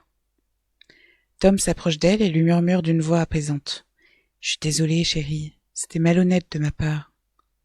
Elle l'ignore et il s'adresse à moi. J'ai fait de mon mieux, tu sais. J'ai été un bon mari pour toi, Arrache. J'ai dû supporter beaucoup de choses, ton alcoolisme, ta dépression. J'ai supporté tout ça longtemps avant de jeter l'éponge. Tu m'as menti, dis-je. Et il paraît surpris. Tu m'as répété que tout était de ma faute. Tu m'as fait croire que je n'étais bonne à rien. Tu m'as regardé souffrir et tu... Il hausse les épaules. Est-ce que tu imagines une seconde comment tu étais devenue chiante, Rachel, et laide? Trop triste pour te lever le matin, trop fatiguée pour prendre une douche et te laver les cheveux. Bordel! Pas étonnant que j'ai perdu patience, si? Pas étonnant que j'ai dû me mettre à chercher des distractions ailleurs. Tu ne peux t'en prendre qu'à toi-même. Il passe du mépris à l'inquiétude lorsqu'il se tourne vers sa femme. Anna, avec toi c'était différent, promis. Ce truc avec Megan, c'était juste pour m'amuser, rien d'autre. J'admets que j'en suis pas fière, mais j'avais besoin de relâcher la pression, c'est tout. Je n'avais pas l'intention que ça s'éternise. Il n'aurait jamais dû interférer avec nous, avec notre famille. Il faut que tu le comprennes. Anna essaye de dire quelque chose, mais elle n'arrive pas à formuler sa pensée. Tom pose une main sur son épaule et la serre doucement. Quoi, mon amour? Tu l'as embauchée pour garder Evie, crache-t-elle. Est-ce que tu la sautais pendant qu'elle travaillait ici? Pendant qu'elle s'occupait de notre enfant? Il enlève sa main et son visage est l'image même du repentir. C'était terrible. Je pensais que ce serait... Très franchement, je ne sais pas à ce que je pensais. Je suis pas sûre que je pensais à quoi que ce soit en réalité. J'ai eu tort. J'ai eu terriblement tort. Son masque change encore. Le voilà maintenant qui ouvre les grands yeux de l'innocence et il plaide. Je ne savais pas à ce moment-là, Anna. Il faut que tu me croies. Je ne savais pas qui elle était. Je ne savais pas pour ce bébé qu'elle a tué. Je ne l'aurais jamais laissé garder Evie si j'avais su. Il faut que tu me croies. Sans prévenir, Anna se lève d'un bond et fait tomber la chaise par terre. Le bruit du siège qui cogne contre le sol de la cuisine réveille leur fille. « Donne-la-moi » dit Anna, les bras tendus. Tom recule légèrement. « Tout de suite, Tom, donne-la-moi. Donne-la-moi » Mais il n'obéit pas. Il s'éloigne, tout en berçant l'enfant. Il recommence à lui murmurer à l'oreille pour l'aider à se rendormir. Alors Anna se met à crier. Au début, elle répète « Donne-la-moi, donne-la-moi » Puis ça se transforme en un hurlement inintelligible de fureur et de souffrance. Le bébé hurle, elle aussi.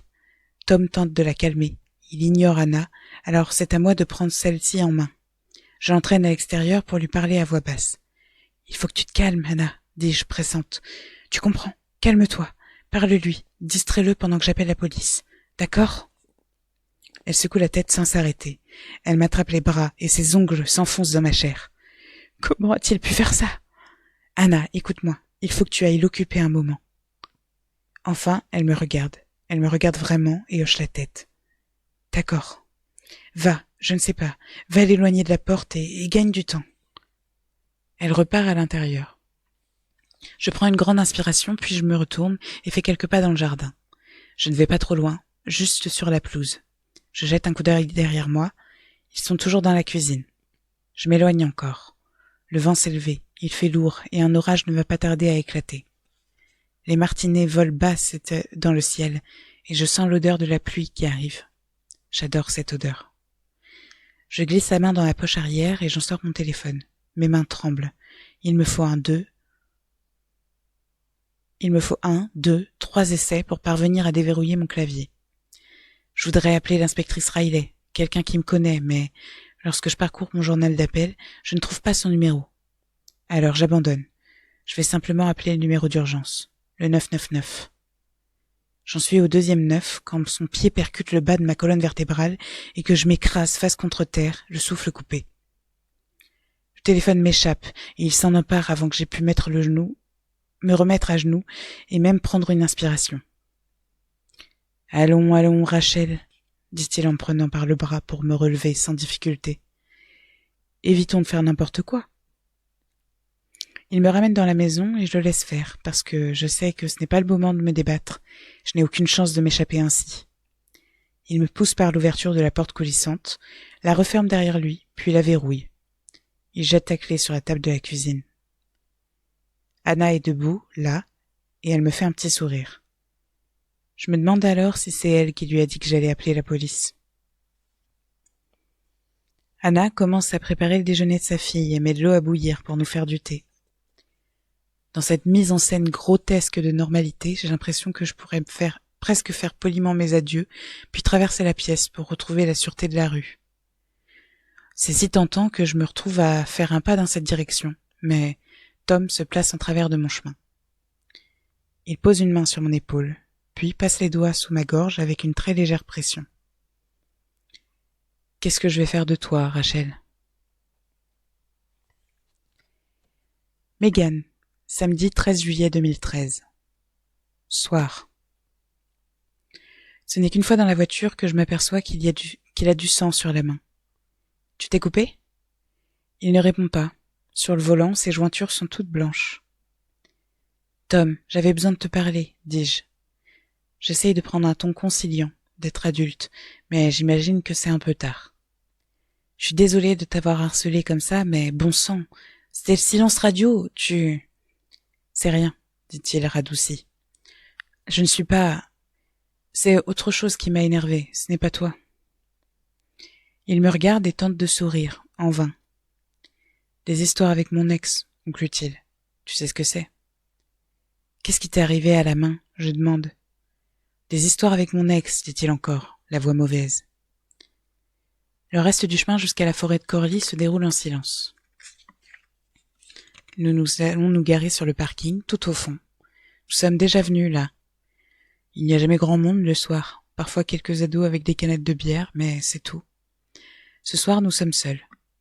Tom coupe le moteur et se tourne vers moi. Bon, de quoi tu voulais parler? Il y a encore des traces d'agressivité dans sa voix, mais elles sont plus diffuses. Elles n'éclatent plus dans chaque syllabe. Cependant, après ce qui vient de se passer, je n'ai pas très envie de rester enfermée dans un espace clos avec un homme en colère, alors je lui propose qu'on aille marcher. Il lève les yeux au ciel avec un long soupir, mais accepte. Il fait encore bon.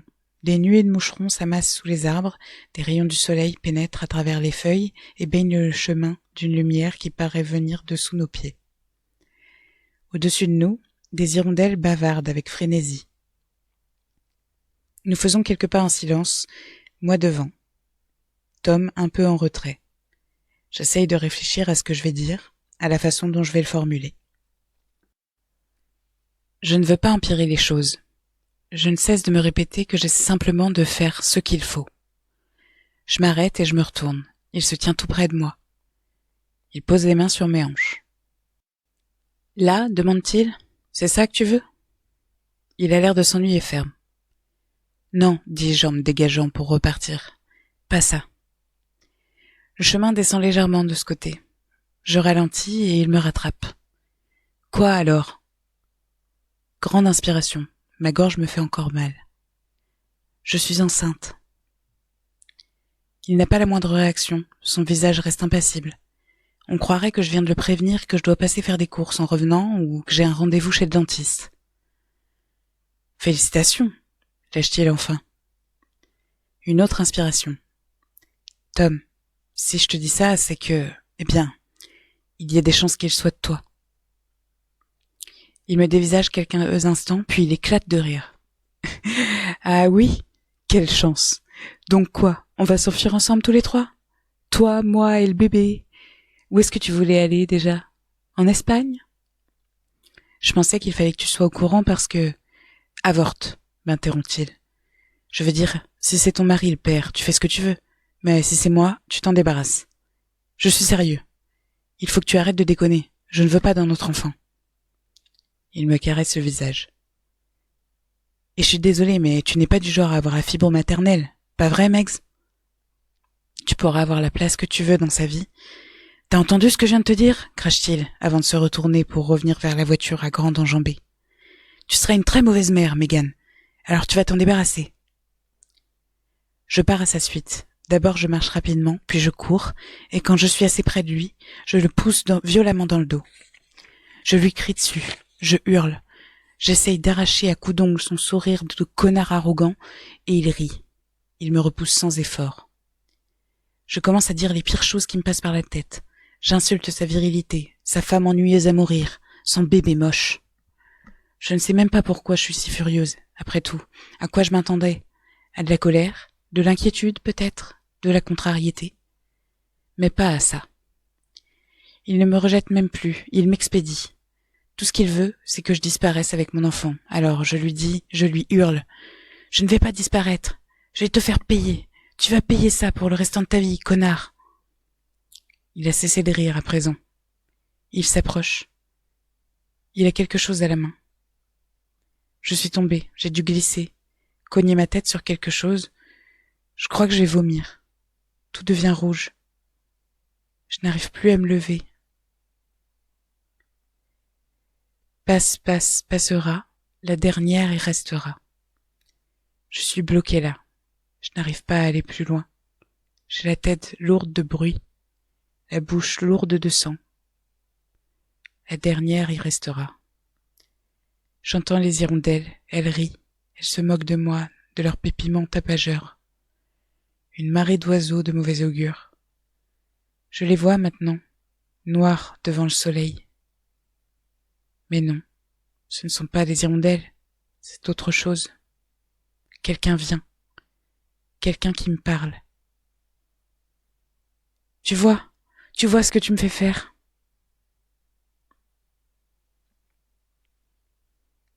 Rachel, dimanche 18 août 2013. Après-midi. Dans le salon, nous sommes assis en triangle sur le canapé. Tom, père aimant et mari dévoué avec sa fille sur les genoux, et sa femme à côté de lui. Et en face, son ex-femme qui sirote une tasse de thé. Tout cela est très civilisé. Je suis installée dans le fauteuil en cuir qu'on a acheté chez Hills juste après notre mariage. C'était le premier meuble qu'on s'offrait en tant que couple marié. Un cuir beige clair, soyeux, cher et luxueux. Je me souviens comme j'étais excitée quand on l'a livré. Je me souviens que je me suis mise en boule dessus, que je me sentais heureuse, à l'abri, et que j'ai pensé, c'est ça, être mariée. C'est être à l'abri, au chaud et parfaitement bien. Tom me dévisage, sourcils froncés. Il réfléchit à ce qu'il peut faire pour arranger la situation. Il ne s'inquiète pas pour Anna, ça se voit. C'est moi le problème. Elle était un peu comme toi, dit-il soudain. Il s'appuie contre le dossier du canapé et déplace sa fille pour mieux l'installer sur ses genoux. Enfin, comme toi et à la fois rien à voir. Elle avait ce truc. C'était une fille à problème, tu vois. Je peux pas résister à ça. Il me sourit. Tu me connais, j'aime voler au secours des demoiselles en détresse. Tu n'as jamais secouru personne, je réponds calmement. Enfin, Rach, tu exagères, tu ne te souviens pas? Pauvre Rachel, si triste que son papa soit mort, et qui voulait juste que quelqu'un soit là pour elle, que quelqu'un l'aime. Je t'ai donné tout ça. Je t'ai donné la sécurité. Et puis, tu as décidé de tout foutre en l'air. Mais ça, tu ne peux pas me le reprocher. Je peux te reprocher un bon nombre de choses, Tom. Non, non. Il agite l'index devant mes yeux. On ne va pas réécrire l'histoire. J'ai été gentil avec toi, j'ai pris soin de toi. Ce n'est qu'à ce moment que je comprends enfin. Il se ment à lui-même, autant qu'il me ment à moi. Il y croit. Il est réellement persuadé qu'il a été gentil avec moi. La fillette se met soudain à pleurer très fort et Anna se lève aussitôt. Il faut que je la change, annonce-t-elle. Pas maintenant. Elle est trempée, Tom, elle a besoin d'être changée. Ne sois pas cruel. Il étudie Anna avec méfiance, mais finit par lui tendre l'enfant. J'essaye de lui faire passer un message, mais elle ne me regarde pas. Lorsqu'elle se retourne pour partir à l'étage, un espoir naît en moi, mais il est anéanti quand Tom se lève précipitamment pour lui poser une main sur le bras.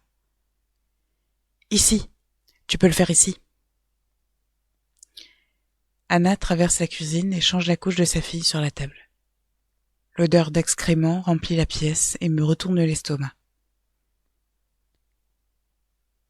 Tu vas finir par nous expliquer pourquoi? Je demande alors. Anna interrompt son geste et relève la tête. La pièce est toujours aussi silencieuse, à l'exception de quelques babillages d'Evie. Tom s'est assis et il secoue la tête, comme s'il n'y croyait pas lui-même. Elle avait tendance à faire comme toi, Rach. Elle refusait de lâcher l'affaire. Elle ne comprenait pas qu'elle avait perdu.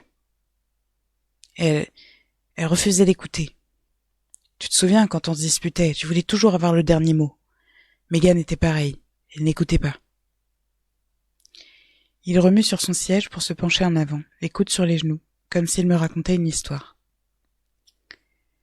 Quand ça a commencé, c'était sympa, ce n'était que du sexe. Elle m'a fait croire que c'était ce qu'elle attendait, elle aussi. Puis elle a changé d'avis, je ne sais pas pourquoi. Elle était détraquée, cette nana. Il suffisait d'une sale journée avec Scott, ou qu'elle s'ennuie un peu, et elle se mettait à me proposer de nous enfuir tous les deux, de commencer une nouvelle vie, de quitter Anna et Evie. Puis quoi encore? Et si je n'accourais pas dès qu'elle en avait envie, elle était furieuse. Elle appelait à la maison, elle me menaçait. Elle me disait qu'elle allait débarquer pour tout révéler à Anna. Et puis ça s'est arrêté. J'ai été tellement soulagée. J'ai cru qu'elle avait enfin réussi à me faire entrer dans sa petite tête que je n'étais plus intéressée. Mais ce samedi-là, elle m'a appelée et elle m'a dit qu'elle avait besoin qu'on discute, qu'elle avait quelque chose d'important à m'annoncer. Au début, je l'ai ignorée, alors elle a recommencé à me menacer de venir à la maison, ce genre de choses. Au début, ça ne m'a pas trop inquiétée parce que Anna était censée sortir. Tu te rappelles, chérie, tu devais aller dîner avec des filles et je devais rester garder la petite. J'ai cru que ce ne serait peut-être pas si mal en définitive. Elle passerait ici et on pourrait s'expliquer. Je lui ferais comprendre. Mais c'est là que t'as débarqué, Rachel, et que tu as tout foutu en l'air. Il se laisse aller en arrière sur le dossier du canapé, les jambes bien écartées. Il joue à l'homme important, celui qui prend de la place. C'était ta faute. Tout ça, en réalité, c'est ta faute, Rachel. Anna n'a pas voulu aller dîner avec ses copines. Elle est revenue au bout de 5 minutes, affolée et furieuse, parce qu'elle t'avait vu avec ce type devant la gare, torché, comme d'habitude, et que tu tenais à peine debout. Elle a eu peur que tu viennes par ici. Elle avait peur pour Evie. Alors, au lieu de régler cette histoire avec Megan, j'ai dû sortir m'occuper de toi. Un sourire mauvais apparaît sur ses lèvres. Bon Dieu, t'étais dans un état. T'avais une tête de déterré. Tu puais la vinasse. T'as essayé de m'embrasser, tu t'en souviens? Il fait mine d'avoir un haut le cœur, puis se met à rire. Anna rit, elle aussi, et je n'arrive pas à savoir si c'est parce qu'elle trouve ça drôle ou parce qu'elle cherche à l'apaiser. Il fallait que je parvienne à te faire comprendre que je ne voulais plus que tu t'approches de moi, de nous. Alors je t'ai emmené au bout de la rue, quand le passage souterrain, pour éviter que tu ne fasses un scandale en public. Et puis je t'ai dit de nous foutre la paix. Tu pleurais, tu geignais, alors je t'ai mis une gifle pour que tu la fermes, mais tu t'es contenté de pleurer et de geindre encore plus. Il serre la mâchoire en parlant, je vois les muscles se contracter sur son visage.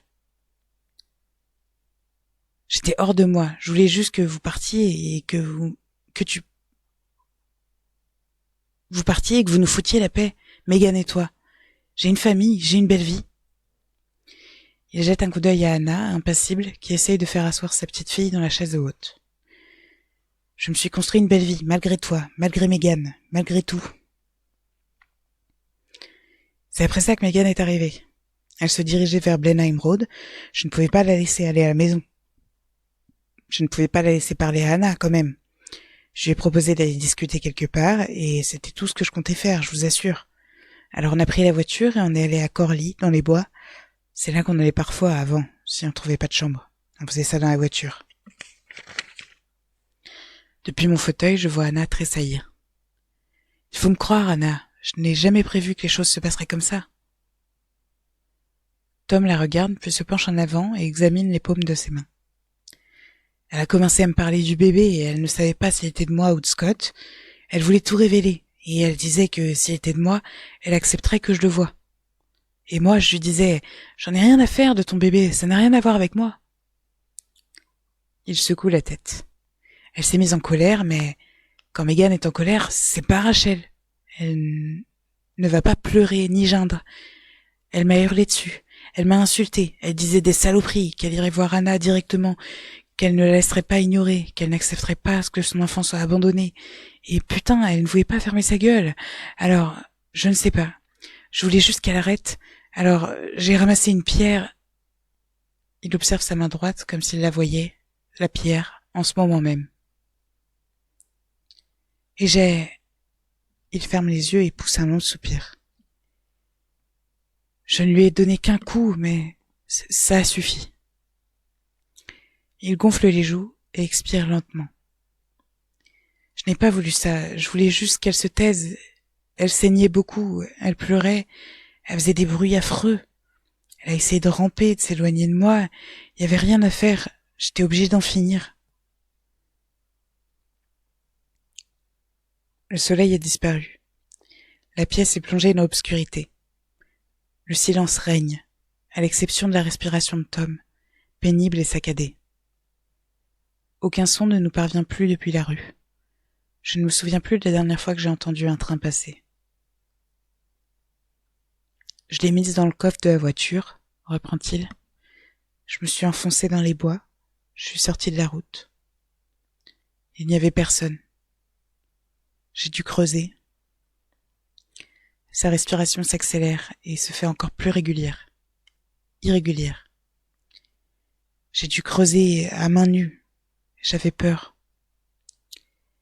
Il me regarde, les pupilles dilatées. Peur que quelqu'un arrive. Ça faisait mal, j'avais les ongles qui accrochaient dans la terre. Ça a pris longtemps, j'ai dû m'interrompre pour appeler Anna et lui dire que j'étais en train de te chercher. Il s'éclaircit la gorge. Le sol était assez meuble. Je n'ai quand même pas réussi à creuser aussi profond que je le voulais. J'avais tellement peur que quelqu'un arrive. Je me suis dit que j'aurais toujours l'opportunité de revenir un peu plus tard, une fois le calme retrouvé. J'ai cru que je pourrais la déplacer à ce moment-là, la mettre autre part, à un meilleur endroit. Mais à cause de la pluie, je n'ai pas pu. Il me dévisage, sourcils froncés. J'étais quasiment certain que la police s'en prendrait à Scott. Elle m'avait raconté combien il était parano à l'idée qu'elle le trompe, qu'il lisait ses emails, qu'il le surveillait. J'avais prévu de cacher le téléphone chez eux à un moment. Je ne sais pas. Je pensais que je pourrais passer prendre une bière, ce genre de choses. Un truc que pourrait faire un voisin sympa. Je ne sais pas. Je n'avais pas de plan. Je n'ai pas réfléchi à tous les tenants et les aboutissants. Ce n'était pas un truc prémédité, c'était juste un horrible accident. Puis, son attitude change à nouveau. On dirait des nuages qui traversent le ciel. Un coup sombre, un coup clair. Il se lève et marche lentement dans la cuisine, où Anna est désormais assise à table pour nourrir Evie. Il l'embrasse sur le haut du crâne, puis sort sa fille de la chaise haute. « Tom !» proteste Anna. Ce n'est rien. Il lui sourit. « J'ai juste envie d'un câlin. Pas vrai, ma chérie ?» Il va ouvrir le frigo, sa fille posée sur un bras, et il en sort une bière. Il me jette un regard. « Tu en veux une ?» Je secoue la tête. « Non, vaut mieux pas, j'imagine, » commente-t-il. Je l'entends à peine. Je suis occupée à calculer si j'ai le temps de courir d'ici à la porte de la maison avant qu'il puisse me rattraper. S'il n'a mis que le loquet, je crois que je pourrais sortir. S'il l'a verrouillé, ça risque de très mal se passer pour moi. Je me jette en avant et je fonce. J'atteins l'entrée. J'ai presque la main sur la poignée de la porte quand je sens la bouteille entrer en collision avec l'arrière de mon crâne. Une explosion de douleur m'aveugle et je m'effondre à genoux. Il prend une poignée de cheveux dans laquelle il enroule ses doigts, puis il tire et me traîne jusqu'au salon avant de me lâcher. Il se tient au-dessus de moi, un pied de chaque côté de mes hanches. Il a encore sa fille dans ses bras, mais Anna est collée à lui et tente de la lui retirer. « Donne-la-moi, Tom, s'il te plaît, tu vas lui faire mal, s'il te plaît, donne-la-moi. » Il rend à Anna une Evie en pleurs. J'entends Tom parler, mais il me semble très, très loin. C'est comme si j'avais la tête sous l'eau. J'arrive à distinguer ces mots, mais ils ne s'appliquent pas à moi, à ce qui m'arrive. Tout ce qui m'arrive me paraît détaché de moi. « Va au premier, dit-il. Va dans la chambre et ferme la porte, et ne téléphone à personne, d'accord ? » Je ne plaisante pas, Anna. Ce serait pas très malin d'appeler quelqu'un. Pas alors qu'Evie est là. Je ne voudrais pas qu'il nous arrive malheur. Qu'il vous arrive malheur. Anna ne me regarde pas. Elle serre l'enfant contre sa poitrine, m'enjambe et part précipitamment. Tom se penche, passe les mains dans la ceinture de son jean pour me soulever et me tirer sur le sol de la cuisine. Je me débat, je donne des coups de pied, j'essaye de m'accrocher à quelque chose, mais en vain. Je n'arrive pas à voir correctement, j'ai des larmes qui me piquent les yeux et tout est flou. Les élancements dans ma tête sont insoutenables. Chaque fois que je cogne par terre, je sens la nausée monter. Un objet s'écrase contre mon crâne et une terrible douleur survient. Puis plus rien. Anna, dimanche 18 août 2013. Soir. Elle est étendue sur le sol de la cuisine. Elle saigne, mais je ne pense pas que ce soit grave. Il n'a pas encore fini. Je ne suis pas sûre de ce qui l'attend. J'imagine que ça ne doit pas être facile pour lui. Après tout, il l'aimait autrefois. J'étais à l'étage en train de coucher Evie et je me suis dit, c'est ce que je voulais, non? Rachel a enfin disparu une bonne fois pour toutes. Rachel qui ne reviendrait plus jamais. J'avais rêvé de ce genre de choses. Bon, pas exactement ce genre de choses, bien sûr, mais je voulais qu'elle s'en aille. Je rêvais d'une vie sans Rachel, et maintenant je pouvais la voir. Il n'y aurait plus que nous trois, Tom, Evie et moi. Les choses seraient enfin comme elles devraient l'être. L'espace d'un instant, je me suis laissé bercer par ce doux rêve, puis j'ai baissé les yeux pour regarder ma fille endormie, et j'ai su que ce n'était rien de plus. Un doux rêve. J'ai embrassé le bout de mes doigts, puis je les ai posés sur les parfaites petites lèvres, et j'ai su que nous ne serions jamais plus en sécurité. Je ne serai jamais plus en sécurité parce que je sais tout et qu'il ne pourra pas me faire confiance. Et qui me dit qu'une autre Mégane ne fera pas son apparition? Ou pire, une autre Anna, une autre moi. Je suis redescendue et il était assis à la table de la cuisine devant une bière. Au début, je ne l'ai pas vu, puis j'ai repéré ses pieds, et j'ai tout d'abord cru que c'était fait. Mais il m'a dit qu'elle allait bien. Ce n'est qu'un petit coup, a-t-il ajouté. Cette fois, il ne pourra pas prétendre que c'était un accident. Alors nous avons attendu. Je me suis pris une bière, moi aussi, et nous avons bu ensemble. Il m'a dit qu'il était vraiment désolé pour Mégane, pour sa liaison. Il m'a embrassé et m'a promis qu'il se ferait pardonner, qu'on allait s'en sortir, que tout allait s'arranger. On va déménager loin d'elle, comme tu l'as toujours voulu. On ira où tu voudras, n'importe où. Il m'a demandé si je pouvais lui pardonner et j'ai répondu oui, avec un peu de temps, et il m'a cru. Je pense qu'il m'a cru. L'orage a éclaté, comme l'avait annoncé la météo. Le grondement du tonnerre la réveille. Elle revient à elle. Elle se met à faire du bruit, à remuer par terre. Tu devrais y aller, me dit-il. Retourne en haut. Je l'embrasse sur la bouche et le laisse, mais je ne remonte pas à l'étage. À la place, je prends le téléphone de l'entrée, je m'assois sur la première marche et, le combiné à la main, j'écoute. J'attends le bon moment. J'entends Tom lui parler à voix basse, puis je l'entends elle. Je crois qu'elle pleure.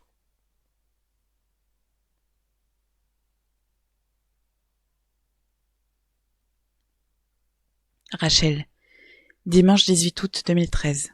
Soir. J'entends un bruit, un sifflement, un éclair de lumière. Je comprends que c'est la pluie qui tombe à verse. Il fait sombre. Dehors, un orage a éclaté. Des éclairs. Je ne me souviens pas du moment où l'obscurité est tombée. La douleur dans mon crâne me fait revenir à moi. J'ai des hauts le cœur. Je suis sur le carrelage, dans la cuisine. Je parviens péniblement à lever la tête et à me redresser sur un coude. Il est assis à sa table de la cuisine et il observe l'orage, une bouteille de bière à la main. « Qu'est-ce que je vais faire, Rachel ?» demande-t-il quand il me voit lever la tête. Ça va faire presque une demi-heure que je suis là à me poser la question. Qu'est-ce que je suis censé faire de toi? Qu'est-ce que tu me laisses comme choix? Il prend une longue gorgée de bière et m'examine, pensif. Je réussis à m'asseoir, le dos contre les placards de la cuisine. J'ai la tête qui tourne, la bouche remplie de salive. J'ai l'impression que je vais vomir. Je me mords la lèvre et j'enfonce mes ongles dans la paume de ma main. Il faut que je me sorte de cette torpeur. Je ne peux pas me permettre d'être faible. Je ne peux compter sur personne d'autre. Je le sais. Anna ne veut pas appeler la police. Elle n'irait pas mettre sa fille en danger pour moi. Tom continue de parler. Tu dois admettre que tu es la seule responsable dans cette histoire. Réfléchis. Si tu nous avais laissés tranquilles, tu ne se serais jamais retrouvée dans cette situation. Je ne me serais jamais retrouvée dans cette situation non plus. Aucun d'entre nous. Si tu n'étais pas venu, ce soir-là, si Anna n'avait pas accouru ici après t'avoir aperçu à la gare, alors j'aurais sûrement pu tout arranger avec Megan. Je n'aurais pas été aussi énervée. Je n'aurais pas perdu mon sang-froid. Je ne lui aurais pas fait de mal. Rien de tout cela ne serait arrivé. Je sens un sanglot monter au fond de ma gorge, mais je le ravale. C'est ça, c'est ce qu'il fait tout le temps. Il est passé maître en la matière. Il me fait croire que tout est de ma faute, que je ne vaux rien. Il finit sa bière et fait rouler la bouteille vide sur la table, puis il secoue tristement la tête et se met debout, marche jusqu'à moi et me tend les mains. « Accroche-toi, Rachel. Allez, Rachel, debout. » Je le laisse me relever. J'ai le bas du dos contre le plan de travail de la cuisine et il se tient face à moi, contre moi, ses hanches appuyées contre les miennes. Il porte une main jusqu'à mon visage pour essuyer de son pouce les larmes qui coulent sur mes joues. « Qu'est-ce que je vais bien pouvoir faire de toi, Rach? Qu'est-ce que tu penses que je devrais faire? » « Tu n'es pas obligé de faire quoi que ce soit, » lui dis-je en tâchant de sourire. « Tu sais que je t'aime toujours. Tu sais que je vais rien raconter à personne. Je pourrais pas faire ça. » Il sourit, ce large sourire, ce beau sourire qui me faisait fondre autrefois, et je me mets à sangloter. Je n'arrive pas à croire qu'on en soit arrivé là, que le plus grand bonheur que j'ai connu, ma vie avec lui, n'ait été qu'une illusion. Il me laisse pleurer quelques minutes, mais ça doit vite l'ennuyer, parce que son sourire éclatant disparaît et se transforme en un rictus mauvais. « C'est bon, Rach, ça suffit maintenant, » dit-il. « Arrête de pleurnicher. » Il fait un pas vers la table pour y attraper une poignée de mouchoirs dans une boîte. « Mouche-toi. » Je m'exécute. Il m'observe. Son visage respire le mépris. « L'autre jour, quand on est allé au lac, reprend-il, tu as cru que tu avais une chance, non ?» Il se met à rire. « J'ai raison, pas vrai? Tu me regardais avec tes grands yeux implorants. J'aurais pu te sauveter, n'est-ce pas? C'est tellement facile avec toi. » Je me mords la lèvre, fort. Il se rapproche à nouveau. « Tu ressembles à ces chiens abandonnés, ceux qui se font maltraiter toute leur vie. On peut les frapper et encore, et ils reviennent toujours en remuant la queue. Ils reviennent quémander en espérant que cette fois, ce sera différent. Que cette fois, ils feront ce qu'il faut et qu'on les aimera enfin. T'es exactement comme ça, Rach. Un clébard. » Il passe une main dans mon dos et pose sa bouche sur la mienne. Je laisse glisser sa langue entre mes lèvres et j'avance mes hanches contre les siennes. Je le sens surcir. Je ne sais pas si les objets sont toujours à la même place que lorsque j'habitais là. Je ne sais pas si Anna a réarrangé les placards, mis les spaghettis dans un autre bocal, déplacé la balance du placard en bas à gauche au placard en bas à droite. Je ne sais pas.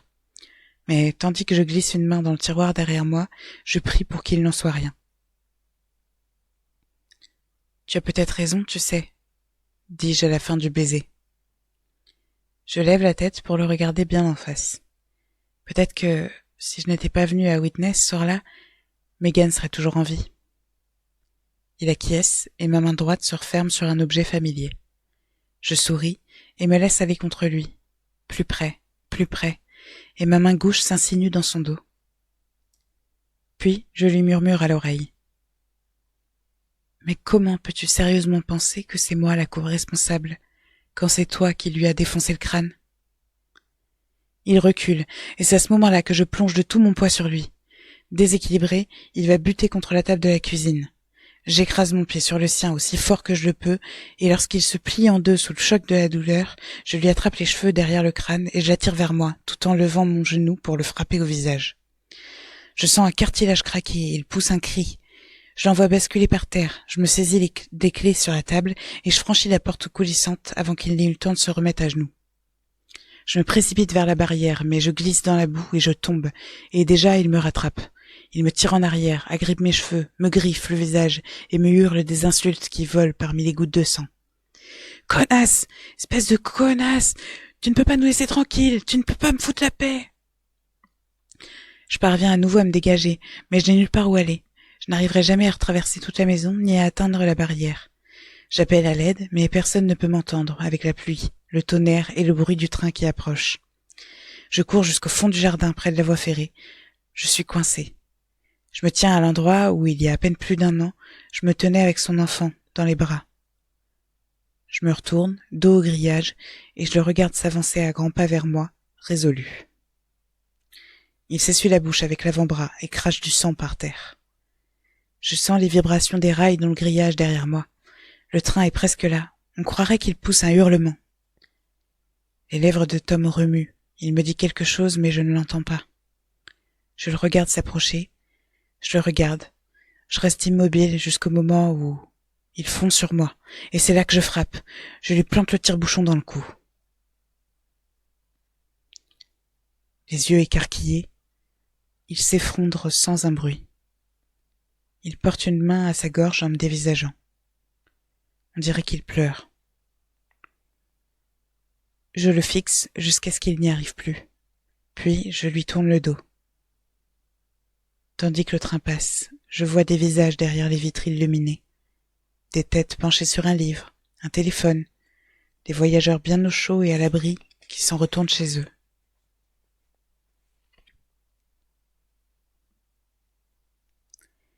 Mardi 10 septembre 2013. Matin. On le sent, comme le bourdonnement sourd d'une lumière électrique, ce changement d'atmosphère quand le train s'arrête au feu de signalisation. Je ne suis plus la seule à regarder maintenant. J'imagine que je ne l'ai jamais été. J'imagine que tout le monde le fait, observer les maisons qu'on croise. Mais on ne les voit pas tous de la même manière. On ne les voyait pas tous de la même manière. Désormais, tout le monde voit la même chose. Parfois, on entend les gens en parler. Là, c'est elle, là. Non, non, celle-là, à gauche. Là, celle avec les rosiers le long de la barrière. C'est là que ça s'est passé. Les maisons elles-mêmes sont vides. Le numéro 15 et le numéro 23. Ça ne se voit pas. Leurs stores sont relevés et les portes ouvertes, mais c'est parce qu'on les fait visiter. Elles sont toutes les deux en vente, mais à mon avis, elles n'attireront pas d'offres sérieuses avant un bon bout de temps. Je suppose que les agents immobiliers n'escortent guère dans les pièces que des curieux morbides qui meurent d'envie de voir cet endroit de près. L'endroit où il est tombé et où son sang a abreuvé la terre.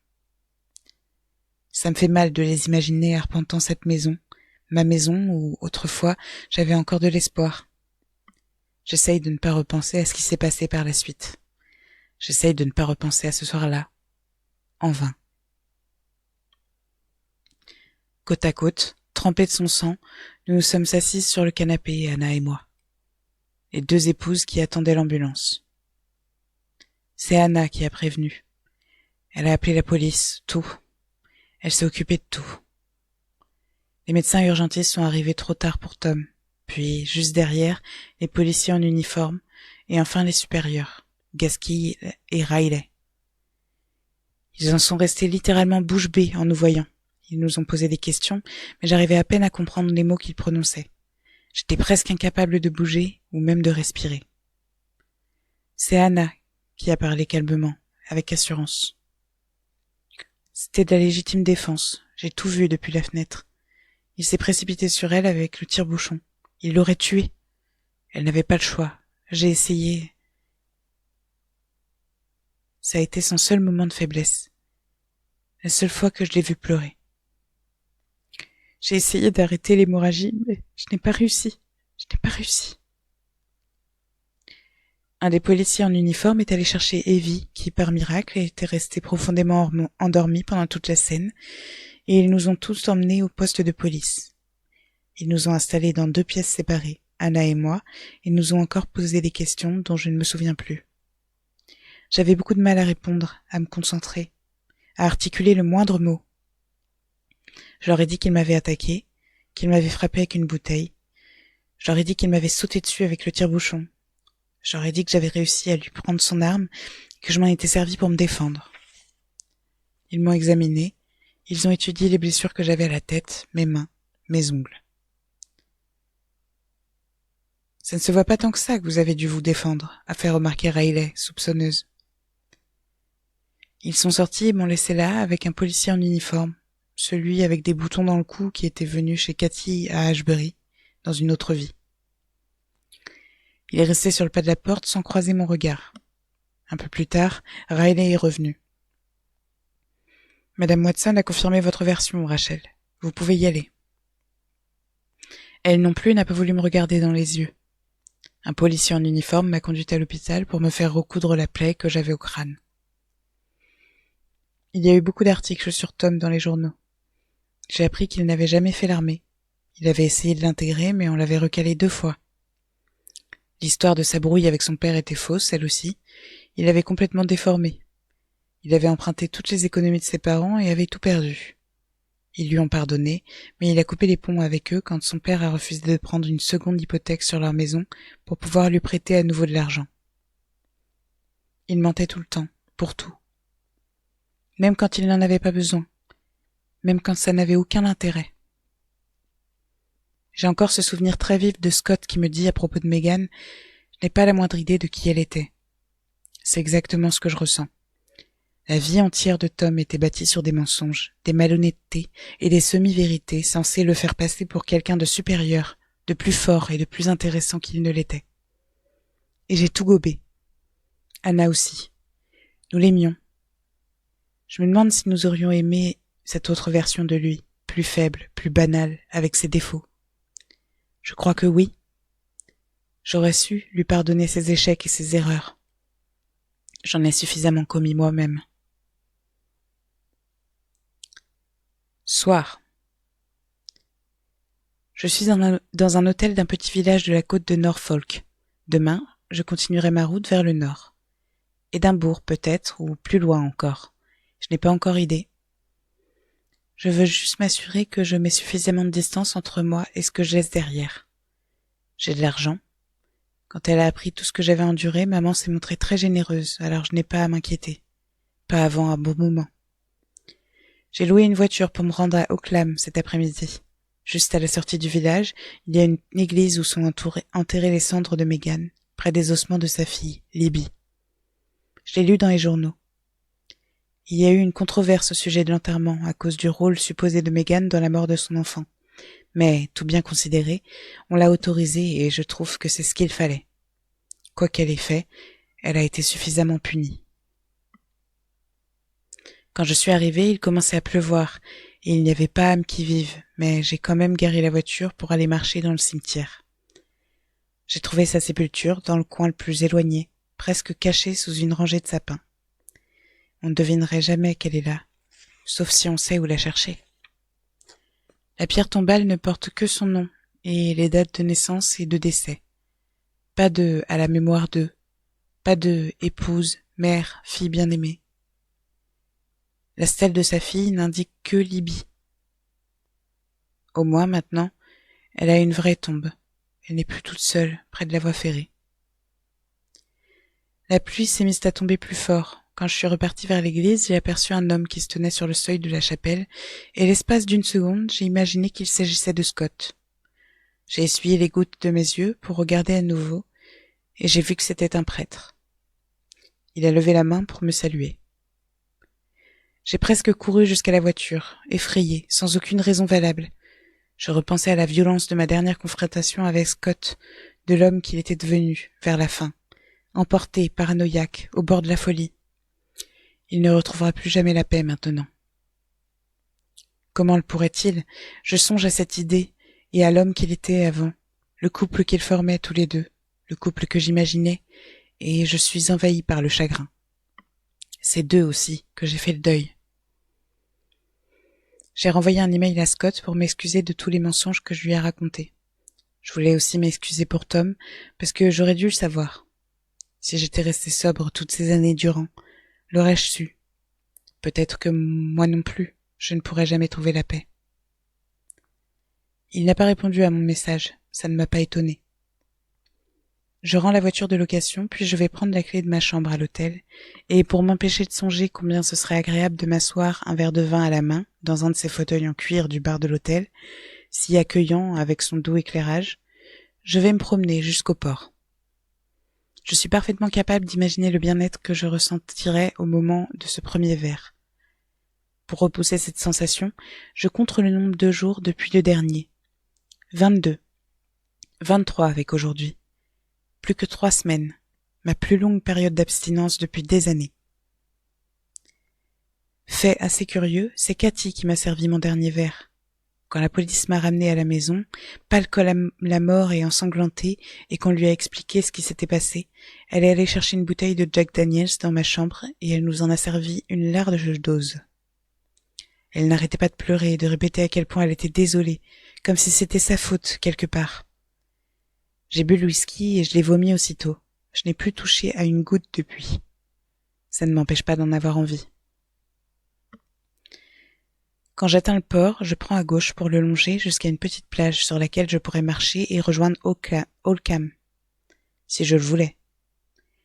La nuit est presque tombée désormais et il fait froid près de la mer, mais je continue mon chemin. J'ai envie de marcher jusqu'à ce que je sois épuisée, si fatiguée que je n'arriverai plus à penser. Peut-être qu'à ce moment-là, je réussirai à dormir. La plage est déserte et il fait froid. Il fait si froid que je dois serrer les dents pour les empêcher de s'entrechoquer. Je marche rapidement sur les galets, je dépasse les cabines de plage, si jolies à la lumière du jour, mais sinistres dans cette obscurité. Quand le vent se lève, elles prennent vie et leurs planches craquent les unes contre les autres, et sous le bruit des vagues, des murmures trahissent un mouvement. Quelqu'un ou quelque chose s'approche. Je me retourne et je me mets à courir. Je sais qu'il n'y a rien, là, rien dont je doive avoir peur, mais ça n'empêche pas la terreur d'enfler de mon ventre à ma poitrine jusqu'à ma gorge. Je cours aussi vite que je peux. Je ne m'arrête pas avant d'avoir rejoint le port sous la lumière vive des réverbères. Une fois de retour dans ma chambre, je m'assois sur mon lit, les mains sous les fesses pour qu'elles cessent de trembler. Puis, j'ouvre le minibar et j'en sors une bouteille d'eau et un sachet de noix de macadamia. Je ne touche pas au vin ni aux petites bouteilles de gin, même si je sais qu'il m'aiderait à dormir, qu'il me laisserait sombrer dans le néant, réchauffé et détendu. Même si je sais qu'il me permettrait d'oublier un instant seulement le souvenir de son visage quand je me suis retournée pour le regarder mourir. Le train venait de passer. J'ai entendu un bruit derrière moi et j'ai vu Anna sortir de la maison. Elle a marché lentement vers nous, et quand elle est arrivée près de lui, elle s'est agenouillée pour poser ses mains sur sa gorge. Il avait cette expression de choc, de douleur sur le visage. J'ai eu envie de dire à Anna « Ça ne sert plus à rien, tu ne peux plus rien pour lui maintenant. » Mais je me suis rendu compte qu'elle n'essayait pas d'arrêter l'hémorragie. Elle était venue vérifier. Elle continuait d'enfoncer le tire-bouchon de plus en plus profondément pour lui déchirer la gorge, et pendant ce temps-là, elle lui parlait tout doucement. Je n'ai pas entendu ce qu'elle disait. La dernière fois que je l'ai vue, c'était au poste de police, quand on nous a emmenés faire notre déposition. On l'a appelée dans une pièce, et moi dans une autre, mais juste avant qu'on nous sépare, elle m'a effleuré le bras. « Fais attention à toi, Rachel », a-t-elle dit. Il y avait dans la manière dont elle a prononcé cette phrase quelque chose qui l'a fait ressembler à un avertissement. Nous sommes liés, elle et moi, pour toujours, par l'histoire que nous avons racontée à la police. Que je n'avais pas d'autre choix, que je lui avais planté le tire-bouchon dans le cou, et qu'Anna avait tout fait pour le sauver. Je me couche et j'éteins la lumière. Je ne parviendrai pas à dormir, mais il faut que j'essaye. Au bout d'un moment, j'imagine que les cauchemars s'arrêteront et que je n'aurai plus à revoir cette scène en boucle dans ma tête. Mais, pour l'instant, je sais que c'est une longue nuit qui m'attend. Et il faut que je me lève tôt demain matin, pour prendre le train.